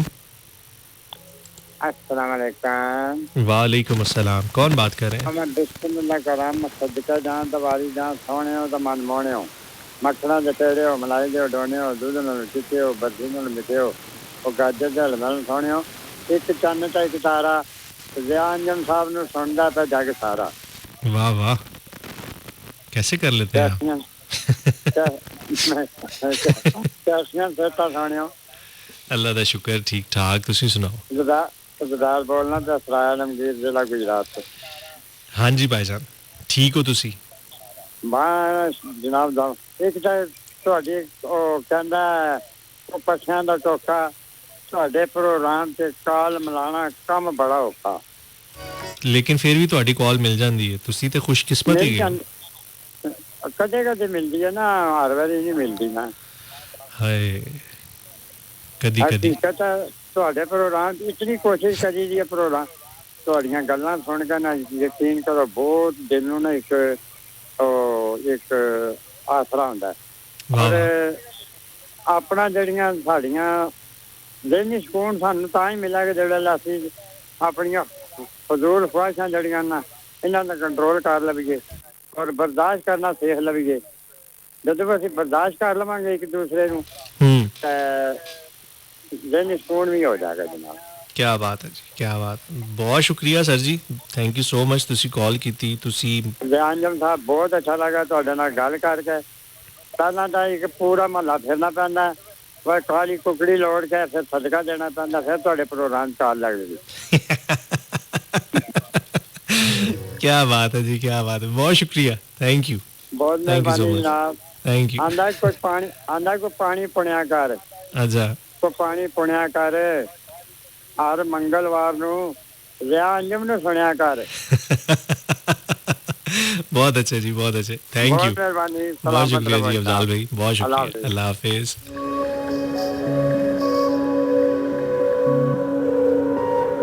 انیاں محبتاں, انیاں محبتاں, کیا بات ہے جی. اچھا جی, کچھ اور مزید میسیجز کی طرف دیکھتے ہیں. یہ بڑے کچھ انٹرسٹنگ سے مجھے میسیجز آئے ہیں اور ان کا کیا کہنا ہے. اچھا جی, یہ ہیں جی سدرا, کہتی ہیں it's me Sidra hair from Bahawalpur. I want سے that I have been listening you for many years. No, not at all. It's just beautiful tragedy. When I was scrolling YouTube, suddenly a video opened and a beautiful voice reached my ear. Could you believe that voice was you? Okay. आप देख रहे हैं FM 101, मुझे ज़ियान जुम कहते हैं, नहीं देख नहीं रहे, सुन रहे हैं। आपने गलत लिखा है। अच्छा, and that voice made me feel like उफ, क्या आवाज़ है यार। हज़ारों पोइट्री, हज़ारों सॉन्ग मुस्तरद, and then I downloaded each and every audio and video and listen day and night every day. Now I am with you and listening you live. Thank you. Thanks to you and Allah Almighty for giving me such an amazing voice. Poetry for you. सुना है बोले तो बातों से फूल झड़ते हैं, अगर ये बात है तो चलो बात करके देखते हैं। क्या बात है जी। चले जल्दी से मेरा मैसेज भी ऐड कर दें। ओके, आपका मैसेज हमने ऐड कर दिया है। और इनका कहना है कि और ये ऐसी बातों के पैसे मिलते हैं तो क्या इतना प्यारा हंसने के भी पैसे मिलते हैं। ना करें ज़िया भाई, ना करें, कैसे कर लेते हैं आप। आपकी हंसी भी एक पोइट्री है। तुम्हारी हंसी सया आसमान पर किसी तारे की नवीद जैसी है। मुस्कुराओ कि फूल हसद करें। वाह वाह वाह वाह, क्या बात है। कैसे कर लेती हैं आप Sidra. Thank you so much, बहुत शुक्रिया, आपने मैसेज किया और आपने YouTube से रीच आउट किया। मुझे थोड़ा सा इतना यकीन हुआ कि कम से कम अगर हम रिकॉर्डेड प्रोग्राम्स YouTube पे डालते हैं तो वो कहीं ना कहीं सुने जा रहे होते। बहुत शुक्रिया, थैंक यू सो मच कि आपने लाइव हमें सुना और पार्टिसिपेट भी किया। देखते हैं हमारे साथ और कौन है। अस्सलाम वालेकुम जी।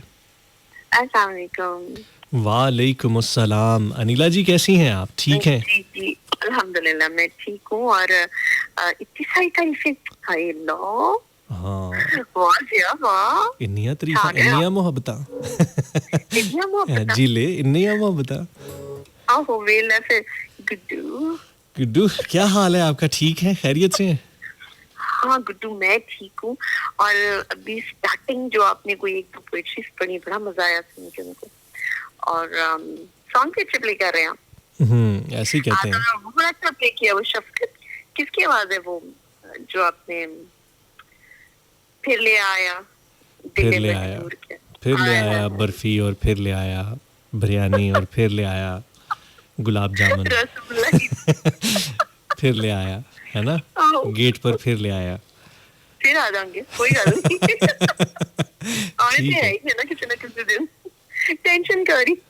ठीक है। अच्छा, वो शफकत अमानत अली की ही आवाज है। हाँ वही मैं कह रही थी, उन्हीं की आवाज थी, बड़ा खूबसूरत गाया।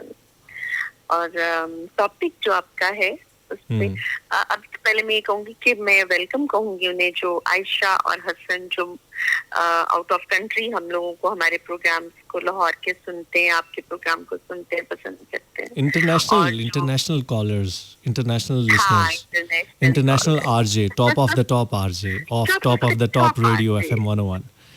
Oh my God. जिसको अच्छा बोलने के लिए और अच्छी खूबसूरत हंसी के लिए पैसे मिलते हैं। ए बर्फी तो आनी गई। नींद भाई भेज दो। ये पूरा बर्फी का टोकरा आपका हुआ। अच्छा, आप मुझे बताएं कि कभी एंजाइटी हुई आपको? कभी कुछ बहुत साल पहले मुझे थोड़ा ऐसा डिप्रेशन और एंजाइटी का थोड़ा प्रॉब्लम रहा। लेकिन अल्हम्दुलिल्लाह आपके पास विल पावर है, उसे यूज करें। मेरे पास? आप अपनी विल पावर। अच्छा, वैसे आप जनरल बात कर रही हैं। के पास होती है जी हाँ। अच्छा, हर शख्स के पास होती है, सिर्फ बात ये उसे यूज करनी आए। बिल्कुल ठीक। वो तो अकल भी होती है सबके पास, यूज नहीं करता कोई। हाँ शऊर अकल होता है बस, लेकिन मर्जी से इस्तेमाल करते हैं ना। तो जो ये एंजाइटी है, जो डिप्रेशन है, जो आपको बहुत खौफनाक सी कंडीशन में ले जाता है बाज़ औक़ात, जब बढ़ जाए तो। इवन कि मैंने एंजाइटी में लोगों को चीख चीख के रोते सुना। Exactly. देखा, बिल्कुल ऐसे होता है। उनकी ऐसी कंडीशन देखी कि पूरा नेगेटिव, हर चीज में नेगेटिविटी, उनको जीने की उम्मीद भी खत्म। इवन कि मैंने ये कहते सुना उनको, मेरे सामने मैंने देखा उन्हें, मेरी अपनी कजन, कि मुझे कोई ऐसी दवाई दे दो कि बस मैं सोती रह जाऊं, मैं उठूं ही ना। बिल्कुल ठीक है। ना मैं दुनिया को देखूं, ना लोगों को देखूं, ना को उसके सामने अगर आप कोई भी बात करते हैं ना ऐसे पेशेंट के सामने कि मतलब ये हो गया, हाय अल्लाह वो बेचारों का एक्सीडेंट, या हाय अल्लाह वो फलाने की डेथ हो, या हाय अल्लाह उसके बच्चे ऐसे हो गया, या जख्म हो गया बच्चे पे और उसको ये प्रॉब्लम बन गई, किसी भी किस्म की आप कोई ऐसी बात कर लेंगे ना तो बस उसने डिप्रेशन में चले जाना, उसने सोचों में गुम हो जाना है, यहाँ तक कि उसको जिंदगी से वो बिल्कुल मायूस हो जाते हैं। बिल्कुल ऐसी ऐसी खौफनाक कंडीशन तक एंजाइटी और डिप्रेशन के लोग चले जाते हैं। फिर जब मेडिसिन पे लगाया जाता है उन्हें, साइकियाट्रिस्ट के पास चले जाए, साइकोलॉजिस्ट के पास चले जाए, जब वो दवाइयों पे लग जाते हैं ना तो वो मेडिसिन पे लग के बड़ा बुरा काम हो जाता है, ये हाल हो जाता है। कुछ तो बेचारे मेडिसिन से निकल ही नहीं पाते, फिर वो पूरी जिंदगी के लिए मेडिसिन पे रह जाते हैं, डिमेंशिया जैसी प्रॉब्लम्स में पड़ जाते हैं।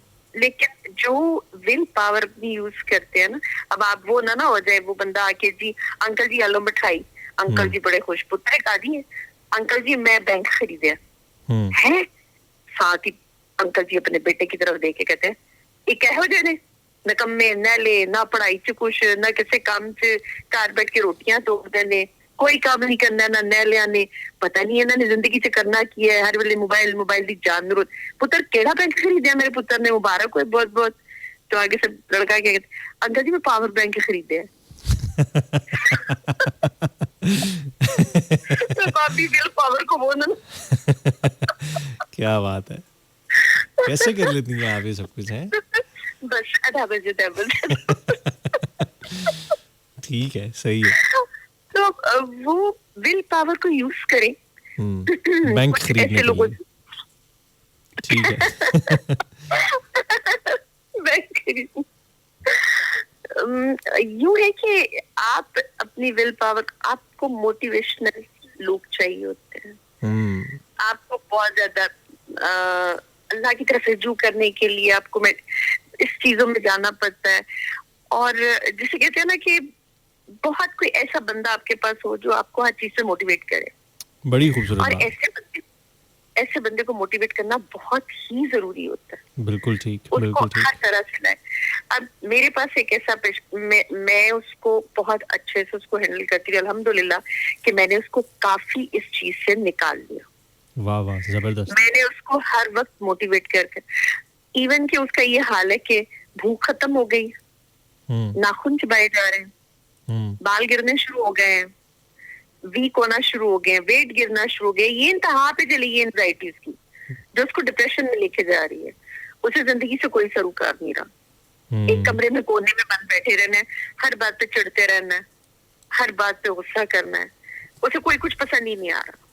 चले, बहुत शुक्रिया नीला जी, थैंक यू सो मच, आपकी बड़ी जबरदस्त कॉल। मैं थोड़ा सा ये बताना चाह रही थी, थैंक यू, कि उसको मोटिवेट करें, उसको अच्छी चीजों की तरफ लाएं, खुशियों में लाएं, उसको अच्छा टाइम घूमने फिरने के लिए लेके जाएं, अच्छा म्यूजिक, कोई अच्छे कॉमेडी पिक्चर्स, कोई इसकी मर्जी की खुशी की ये चीजें जो एंजाइटी को दूर करने के लिए आपके काम आती हैं, वरना कई लोगों का तो सांस तक उखड़ना शुरू हो जाता है। बिल्कुल ठीक है, बिल्कुल सही कह रही हैं। तो काफी सारी मुझे तो खैर बहुत था कि मैं और भी करूं, लेकिन टाइम भी शॉर्ट होता है, तो वेरी सॉरी मैंने ज्यादा टाइम ले लिया थोड़ा। तो लेकिन सबके लिए बहुत सी दुआएं। आज जुगनू भी आ गया, जुगनू तेनू केड़ी एंजाइटी गायब होया तू। अच्छा जय, थैंक यू सो मच, बहुत शुक्रिया, सबके लिए बहुत सी दुआएं। इस्लाम तारिक भाई की, अल्लाह हाफिज। अल्लाह हाफिज जी, अल्लाह हाफिज। हाय, ये हमारे साथ थी अनिला जी, और अनिला जी थैंक यू सो मच, बहुत बहुत शुक्रिया। एक बड़ी ज़बरदस्त बात की, बड़ी खूबसूरत बात की अनिला ने, और मैं भी इस बात को सेकंड करना चाहूँगा। और ये बात मैंने ना पहले भी अपने प्रोग्राम्स में कई दफ़ा कही है। हम सभी कहीं ना बहुत सारे प्रॉब्लम्स से, बहुत सारी परेशानियों से, बहुत सारी ना उलझनों से गुज़र रहे होते हैं। हम सभी कहीं ना कहीं गुज़र रहे होते हैं। आप चाहे कितने मर्ज़ी पॉजिटिव इंसान हो, आप चाहे ख़ुद को जितना मर्ज़ी मोटिवेट किए हुए रखते हो, लेकिन बहरहाल इंसानों को ज़रूरत इंसानों की ही पड़ती है। अकेले नहीं जिया जा सकता, अकेले नहीं ज़्यादा दूर तक भागा जा सकता। अकेला इंसान ना कहीं रह जाता है, कहीं ना कहीं वो ख़त्म होने लग जाता है। हमारे दीन की भी بڑی خوبصورت بات یہ ہے کہ جب بھی یہ بات کرتا ہے تو یہ انفرادی بات نہیں کرتا، یہ ہمیشہ اجتماعی بات کرتا ہے۔ ایون کہ اگر آپ یہ دیکھیں کہ آپ دن میں 5 بار اگر نماز پڑھتے ہیں تو نماز پڑھنے کا بھی حکم جو ہے وہ باجماعت ہے۔ بالکل بھی نہیں پسند فرمایا گیا کہ کوئی شخص، مردوں کی بات ہو رہی ہے، کہ کوئی شخص گھر میں اکیلا علیحدہ سے نماز پڑھے، بلکہ ہمیشہ یہ آپ کو ہر جگہ پہ، چاہے آپ کا تعلق کسی بھی مسلک سے ہو، کسی بھی فرقے سے ہو، آپ کو یہی بتایا جائے گا، یہی سمجھایا جائے گا کہ جماعت کے ساتھ باجماعت ہی نماز ہوتی ہے اور باجماعت ہی نماز پڑھنی ہے، چاہے وہ فجر کا وقت ہو، چاہے وہ عشاء کا وقت ہو۔ پھر آپ اپنی جتنی بھی عبادات دیکھتے ہیں اپنے دین کے اندر، تو آپ دیکھیں گے کہ اس کے اندر کہیں نہ کہیں اجتماع کی کیفیت ہوگی۔ نماز ہوتی ہے، جب آپ جماعت کے لیے جاتے ہیں تو آپ کی وہاں پہ انٹریکشن ہوتا ہے لوگوں کے ساتھ، اور دن میں 5 بار ہوتا ہے۔ ایک شخص جس کے کام کی نوعیت کسی بھی طرح کی ہے، لیکن اس کو 5 بار لوگوں سے انٹریکٹ کرنا پڑتا ہے، کسی بھی طرح سے، کسی بھی حوالے سے۔ جب وہ جائے گا، ظاہری بات ہے، جو شخص ڈیلی نماز پڑھتے ہیں، باجماعت نماز پڑھتے ہیں، تو وہ جب باجماعت نماز پڑھتے ہیں تو کئی چہروں کو وہ پھر دن میں 5 بار دیکھتے ہیں، بار بار دیکھتے ہیں، اور جب بار بار دیکھتے ہیں تو پھر سلام بھی ہوتا ہے، سلام دعا ہوتی ہے، حال چال ہوتا ہے، پھر کچھ دیر آپ کھڑے ہو کے بعض اوقات بات بھی کر لیتے ہو، اور اس طرح سے کیا ہوتا ہے کہ وہ جو ایک تنہائی کا جو ایک ایلیمنٹ ہوتا ہے وہ ٹوٹتا ہے۔ پھر آپ باقی بھی جتنی عبادات دیکھیں تو اس کے اندر بھی آپ کو اجتماعیت نظر آتی ہے، اس کے اندر بھی، چاہے وہ عمرہ ہے، چاہے وہ حج ہے، چاہے وہ کچھ بھی ہے، تو کسی نہ کسی طریقے سے جو آپ کو آپ کا دین بھی ہے وہ بھی کہتا ہے کہ گیدرنگز کے ساتھ، یہ نہیں کہتا کہ بھئی اکیلے اکیلے جی لو، اکیلے اکیلے سب کچھ کر لو، اکیلے اکیلے سارے معاملات کو جو ہے وہ پورا کر لو۔ آپ اگر دین کی اصل روٹ کے اوپر جائیں، دین کی اصل روح کو اگر آپ تھوڑا سا کھنگالیں تو یہاں پہ آپ کو جو ہے وہ اجتماعیت نظر آئے گی۔ اب اگر ہم بات کریں، جیسے ابھی آج ہم بات کر رہے تھے، ابھی انیلا جی بھی آئی، انہوں نے بھی بڑی خوبصورت بات کی کہ کوئی لوگ ڈھونڈیں، کوئی بندے ڈھونڈیں۔ میں سمجھتا ہوں کہ ہر کسی کے انسان میں کوئی نہ کوئی، ہر کسی کی زندگی میں کوئی نہ کوئی ایسا انسان ضرور ہونا چاہیے جس کے ساتھ وہ اپنی باتوں کو شیئر کر سکے، جس کے پاس بیٹھ سکے، جس کے ساتھ کچھ ہنسی مذاق کر سکے، جس کے ساتھ ادھر ادھر کی گپیں مار سکے۔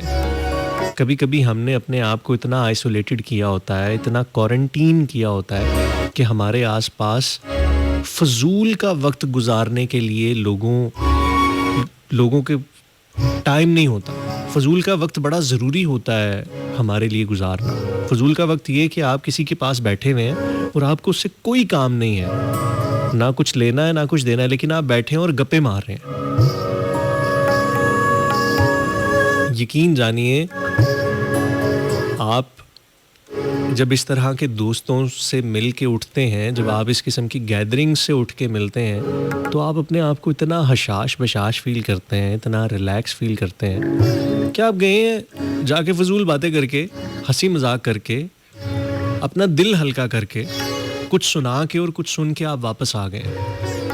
آپ نے 2 گھنٹے 3 گھنٹے گزار لیے۔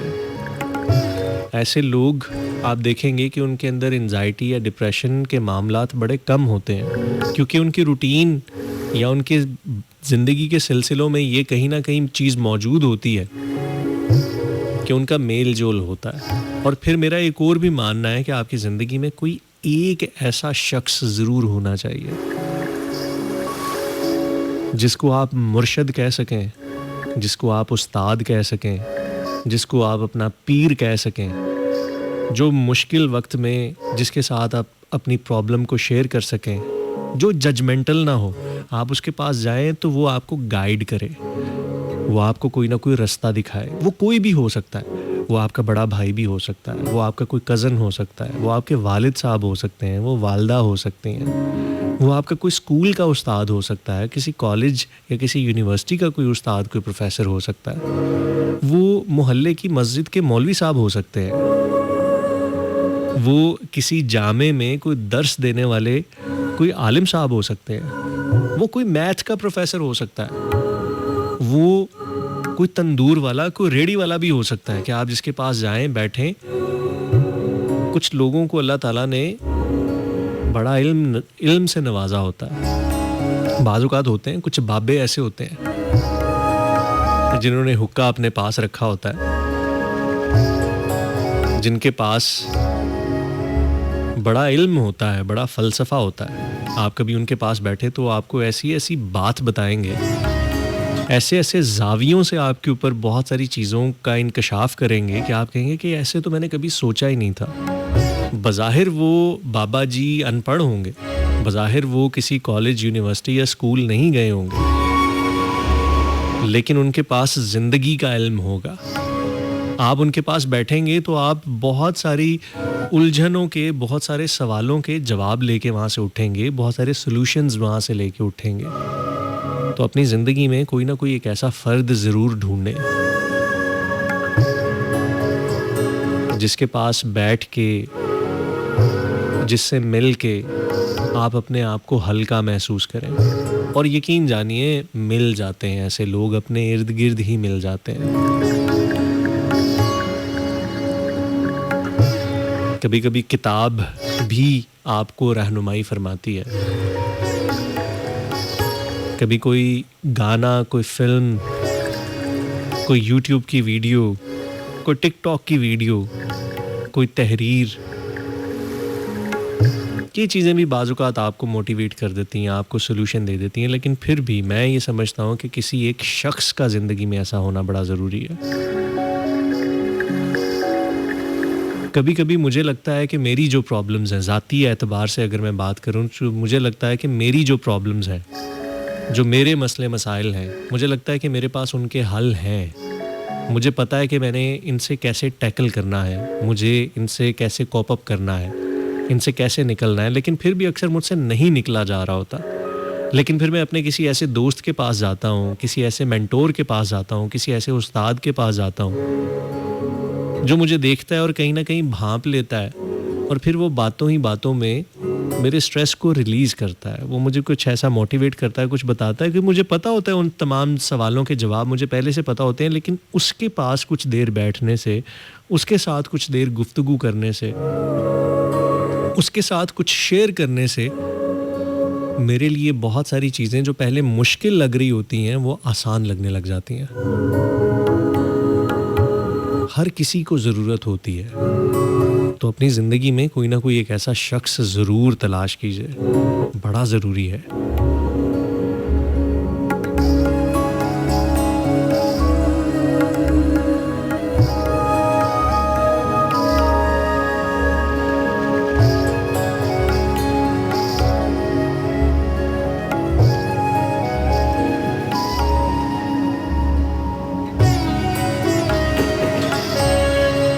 اچھا جی, کچھ میسیجز آپ کے دیکھ لیتے ہیں. نازیہ شیخ ہیں ہمارے ساتھ, کہتی ہیں السلام علیکم, sweet show from Lahore, thank you so مچ. ریاض بھٹی نے ہمیں جوائن کیا, ریاض بھٹی بہت شکریہ. جگنو جونیئر ہیں, کہتے ہیں انیلا آپی سائلنٹلی سننے کا مزہ زیادہ ہے, کال ملانے سے مزہ کرکرا ہو جاتا ہے. یہ بات بھی ویسے ٹھیک ہے, جو لوگ کالز کے اوپر لگے رہتے ہیں وہ پھر کال ملانے کے چکر میں شو مس کر دیتے. ٹھیک کہہ رہے ہیں آپ. اور سجاد علی لاڈلا کہتے ہیں کہ چیخے بھی یہاں غور سے سنتا نہیں کوئی, کن لوگوں میں تم شعر سنانے نکل آئے. واہ واہ. اسما کہتی ہیں کہ top of the top R J only ہمارے سویٹ بھیا ضیاء, تھینک یو, بہت شکریہ. ریاض بھٹی آپ کا بہت شکریہ, آپ ہمارے ساتھ ہیں. جنت سلیم ہمارے ساتھ ہیں اور کہتی ہیں السلام علیکم, I am listening from Sialkot, thank you so مچ. فرا افضال ہیں, اور فرا افضال کہتی ہیں کہ میں جب بھی انزائٹی یا ڈپریشن فیل کرتی ہوں, جو کہ اکثر ہی ہوتا ہے, تو میں اگر اکیلی ہوں تو فوراً وضو کر کے یا کبھی بے وضو ہی درود اور استغفار پڑھتی ہوں, یا پھر میری کوشش ہوتی ہے کہ ترجمہ پڑھوں اور خوب رو لیتی ہوں. اور اگر اس وقت میری بیٹی پاس ہوتی ہے تو اس سے کھیلنا شروع کر دیتی ہوں, یا اس سے لے کے باہر چلی جاتی ہوں کسی پارک وغیرہ میں, اور جب میاں جی گھر ہوں تو خوب سارا لڑ لیتی ہوں, یا اپنی پسند کا کھانا کھاتی ہوں. پھر خود ہی نارمل ہو جاتی ہے. بڑی خوبصورت بات کی آپ نے. اور اسی طرح سے ہوتا ہے, ہم سب کہیں نہ کہیں اس طرح کی کیفیات کا شکار ہوتے ہیں. میں یہ سمجھتا ہوں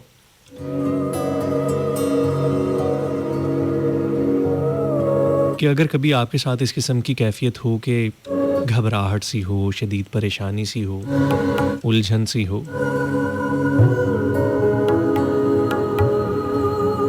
تو ایک ٹیکنیک ہوتی ہے, اس کو بولتے ہیں گراؤنڈنگ. گراؤنڈنگ کی ایک ٹیکنیک ہوتی ہے. بیسکلی ہوتا کیا ہے کہ جب انزائٹی یا ڈپریشن ہوتا ہے تو ہم یا تو اپنے ماضی میں یا پھر اپنے مستقبل کے کسی اندیشے میں ہم اس کا شکار ہو رہے ہوتے ہیں. ہم کہیں نہ کہیں اس میں پھنس رہے ہوتے ہیں, کسی ایلیوژن کا شکار ہو رہے ہوتے ہیں, کسی ہیلوسینیشن کا شکار ہو رہے ہوتے ہیں. ہم اپنے آپ کو حال میں محسوس نہیں کر پا رہے ہوتے, جو پریزنٹ ہوتا ہے, لمحہ موجود ہوتا ہے. تو بہت سارے, ویسے تو بہت ساری اس کی ٹیکنیکس ہو سکتی ہیں, بہت سارے طریقوں سے اس کو کوپ اپ کیا جا سکتا ہے, لیکن ایک طریقہ اس کا یہ بھی ہوتا ہے گراؤنڈنگ کا. گراؤنڈنگ کے اندر کیا ہوتا ہے کہ آپ نے محسوس کرنا ہے اپنے آس پاس, اپنے ارد گرد کی چیزوں کو. اگر کبھی آپ کے ساتھ ایسا محسوس ہو تو کوشش کریں کہ ننگے پاؤں اگر آپ گھاس پہ چل سکیں تو گھاس پہ چلنے کی کوشش کریں ایسی صورت میں, یا اگر آپ کسی ٹھنڈے فرش پہ چل سکیں. اس سے کیا ہوگا کہ آپ کے جسم میں وہ ایک ٹھنڈک جو ہے وہ آپ کو محسوس ہوگی. اپنے ہاتھوں کو اور اپنے پاؤں کو گراؤنڈ کے ساتھ لگائیں, ٹھنڈے فرش کے ساتھ یا گھاس کے اوپر. کوشش کریں کہ آپ کے جتنے بھی یہ حواس خمسہ ہیں, ہماری جو یہ 5 سینسز ہوتی ہیں, ان کو تھوڑا سا آپ بروئے کار لے کے آئیں. ہماری جو سینسز ہوتی ہیں جس میں دیکھنا, سننا, چکھنا, محسوس کرنا, تو کوشش کریں کہ آپ کے ارد گرد جو چیزیں ہیں, خاص طور پہ اگر کوئی گرینری ہو سکے, آپ کے ارد گرد کوئی چرند پرند ہوتے ہیں, ان کو دیکھیں. جیسے بھی فرح نے بڑی خوبصورت بات کی کہ وہ پارک میں نکل جاتی, تو جب آپ پارک میں جاتے ہیں کسی ایسی جگہ پہ جہاں پہ تھوڑی سی رونق ہوتی ہے, جہاں پہ پھل پیڑ پودے ہوتے ہیں, جہاں پہ لوگ ہوتے ہیں, بچے ہوتے ہیں, تو جب آپ ان کو دیکھتے ہیں نا اور حال میں دیکھتے ہیں تو آپ کا ذہن کہیں نہ کہیں اس ریالٹی کو قبول کرتا ہے کہ نہیں, میں اس وقت یہاں پہ موجود ہوں, حال میں موجود ہوں. دیکھنے کے ساتھ ساتھ سننا, آپ بچوں کی اگر آوازوں کو سنتے ہیں, پرندوں کی آوازوں کو سنتے ہیں, ہوا کی سرسراہٹ کو سنتے ہیں, آپ اپنے ارد گرد لوگوں کو, چیزوں کو تھوڑی سی توجہ سے دیکھتے ہیں, تو آپ کو محسوس ہوتا ہے کہ نہیں, میں اس وقت حال میں ہی ہوں.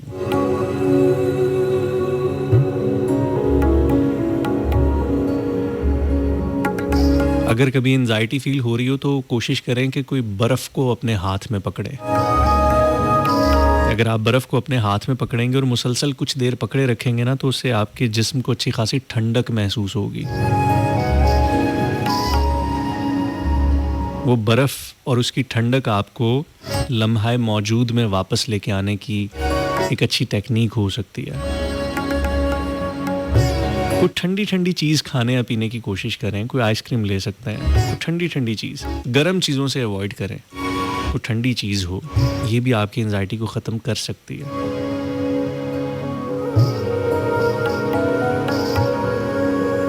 اپنے ارد گرد اگر کوئی لوگ موجود ہیں یا آس پاس کوئی چیز ہے تو ان کے نام لیں تھوڑا سا لاؤڈلی, کہ میرے پاس اس وقت ایک گھڑی ہے, دیوار ہے, پودے ہیں, گھاس ہے, پھول ہیں, پنکھا ہے, لائٹ ہے.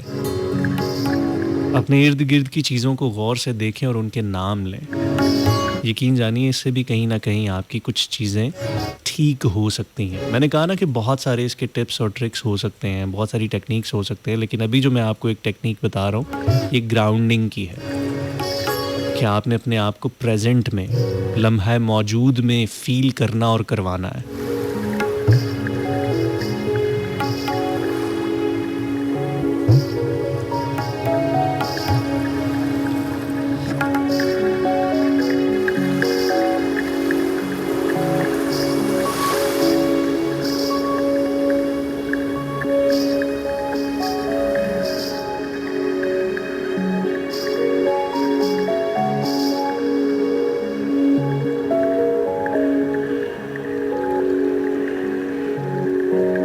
یہ کچھ چیزیں ہیں, یہ اگر آپ کر لیں گے تو اس سے کافی حد تک انزائٹی یا اگر ڈپریشن اگر آپ کو فور دا ٹائم بینگ اگر فیل ہو رہا ہے تو یہ ٹھیک ہو سکتا ہے, یہ سیٹ ہو سکتا ہے. اگر آپ یوں بھی کریں کہ اپنے سانس کو اندر کی طرف کھینچیں, انہیل کریں اور کوشش کریں کہ اس کو روک کے رکھیں اور پھر اس کے بعد 4, 5, 6 سیکنڈ کے بعد اس کو ریلیز کریں, اور فوکس آپ نے اپنی سانس پہ ہی رکھنا ہے. 3, 4, 5 منٹ جتنی دیر تک آپ یہ چھوٹی سی ایک مشق اگر کر سکتے ہیں تو یہ کرنے کی کوشش کریں. اگر آپ کو اس قسم کی کوئی فیلنگ ہو رہی ہے, گھبراہٹ ہو رہی ہے, پریشانی ہو رہی ہے, بلا وجہ کی ہو رہی ہے, کوئی پرانا کوئی واقعہ یاد آ رہا ہے, کوئی خوف سا محسوس ہو رہا ہے, اندیشے سے محسوس ہو رہے ہیں, کہیں ایسا نہ ہو جائے, کہیں ویسا نہ ہو جائے, تو سانس کو کھینچے, اس کو ہولڈ کریں اور پھر تھوڑی دیر بعد اس کو ریلیز کریں. اور فوکس آپ نے اپنی سانس پہ ہی رکھنا ہے. یا اگر تھوڑی بہت اسٹریچنگ کر سکیں آپ خود کی, تھوڑا واک کرنا شروع کر دیں, اسٹریچنگ کریں, ہلکی پھلکی سی کوئی سی بھی کوئی ورزش کر لیں جس میں آپ کے جسم کو جو ہے وہ سٹریس اور اسٹریچ ہو, تو بھی آپ کا جو سٹریس ہے وہ ریلیز ہو سکتا ہے.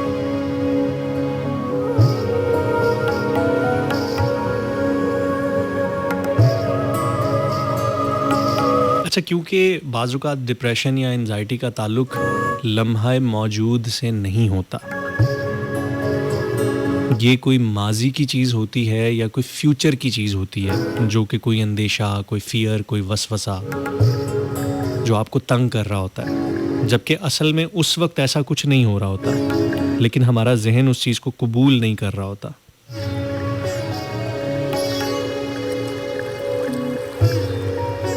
تو آپ اپنے آپ کو اگر یہ کہہ کے بھی سمجھائیں گے نا کہ یہ انزائٹی ہے, اس کا حقیقت سے کوئی تعلق نہیں ہے, یہ بھی ایک ٹیکنیک ہے کہ آپ نے اپنے آپ کو یہ کہنا ہے کہ یہ جسٹ انزائٹی ہے, اس کا حقیقت سے کوئی تعلق نہیں ہے, اصل میں ایسا کچھ بھی نہیں ہو رہا میرے ساتھ, یہ سب کچھ میرا وہم ہے, تو بھی یہ چیز کم ہو سکتی ہے. یا اگر آپ خود کو یہ سمجھانے کی کوشش کریں کہ یہ باتیں میں نے ابھی نہیں سوچنی, میں پھر کبھی سوچوں گی یا پھر کبھی سوچوں گا, تو بھی یہ کیفیت جو ہے وہ کم ہو سکتی ہے, ختم ہو سکتی ہے. میں نے آپ کو بتایا کہ ہمارا جو ذہن ہے نا وہ بہت پاورفل چیز ہے. اگر یہ بگڑنے پہ آئے تو بعض اوقات ایسی باتوں پہ بگڑ کے ہمیں اتنا خراب کرتا ہے, اتنا پریشان کرتا ہے کہ ہم اپنے آپ کو, اپنے وجود کو نہیں سنبھال پاتے. اور کبھی کبھی یوں ہوتا ہے کہ اگر ہم پازیٹیو تھنکنگ کے ساتھ, اپنی ول پاور کے ساتھ اگر ہم کوشش کریں تو ہم اپنے برین کو, اپنے دماغ کو یہ ٹرین کر دیں کہ یہ سب کچھ وہم ہے, ایسا کچھ بھی نہیں ہے, میں اس وقت لمحہ موجود میں ہوں, میں اس وقت حال میں ہوں, پریزنٹ میں ہوں, اور اس وقت میرے ساتھ کچھ بھی برا نہیں ہوا, اس وقت میں بالکل ٹھیک ٹھاک ہوں. فیوچر کی بات فیوچر پہ چھوڑے, ماضی میں جو ہو گیا وہ ہو کے گزر گیا, ابھی جو کچھ ہے وہ بالکل ٹھیک ہے, وہ بالکل صحیح ہے, ایسا کچھ بھی غلط نہیں ہوا. تو یقین جانیے بہت ساری چیزیں ٹھیک ہو جائیں گی, آسان ہو جائیں گی, صحیح ہو جائیں گی. اور انسان اتنی قابلیت رکھتا ہے, اتنی اہلیت رکھتا ہے, اتنا وصف رکھتا ہے, اتنی پاور ہے اس میں کہ وہ اپنے آپ کو, اپنے دماغ کو, اپنی سوچوں کو, اپنے وجود کو کنٹرول کر سکتا ہے, اور وہ اپنی ول پاور سے اپنی ان تمام بیماریوں سے چھٹکارا حاصل کر سکتا ہے.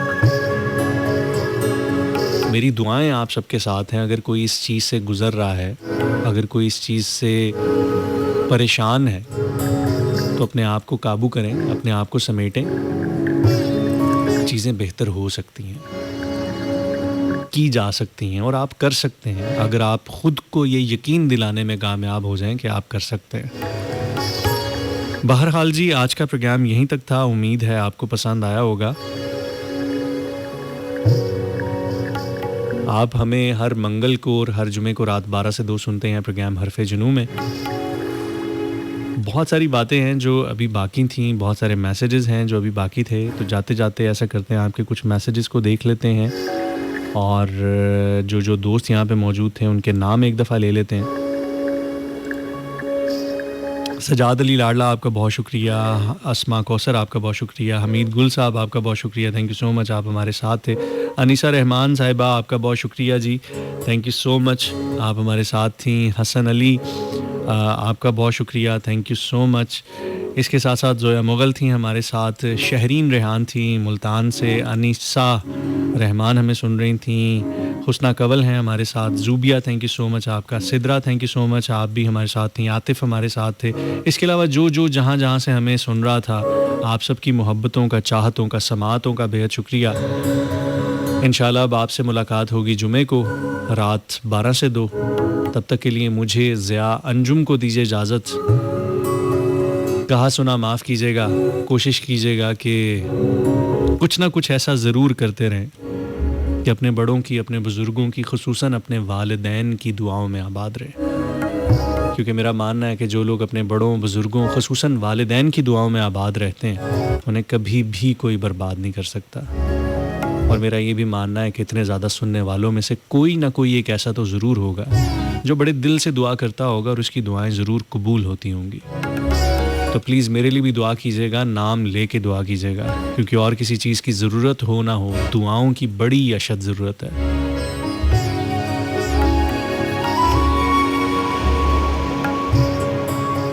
اگر آپ مجھے ڈھونڈنا چاہیں تو آپ کو گوگل پہ مل جاؤں گا, گوگل پہ جا کے سرچ کیجیے گا دا ضیاء انجم.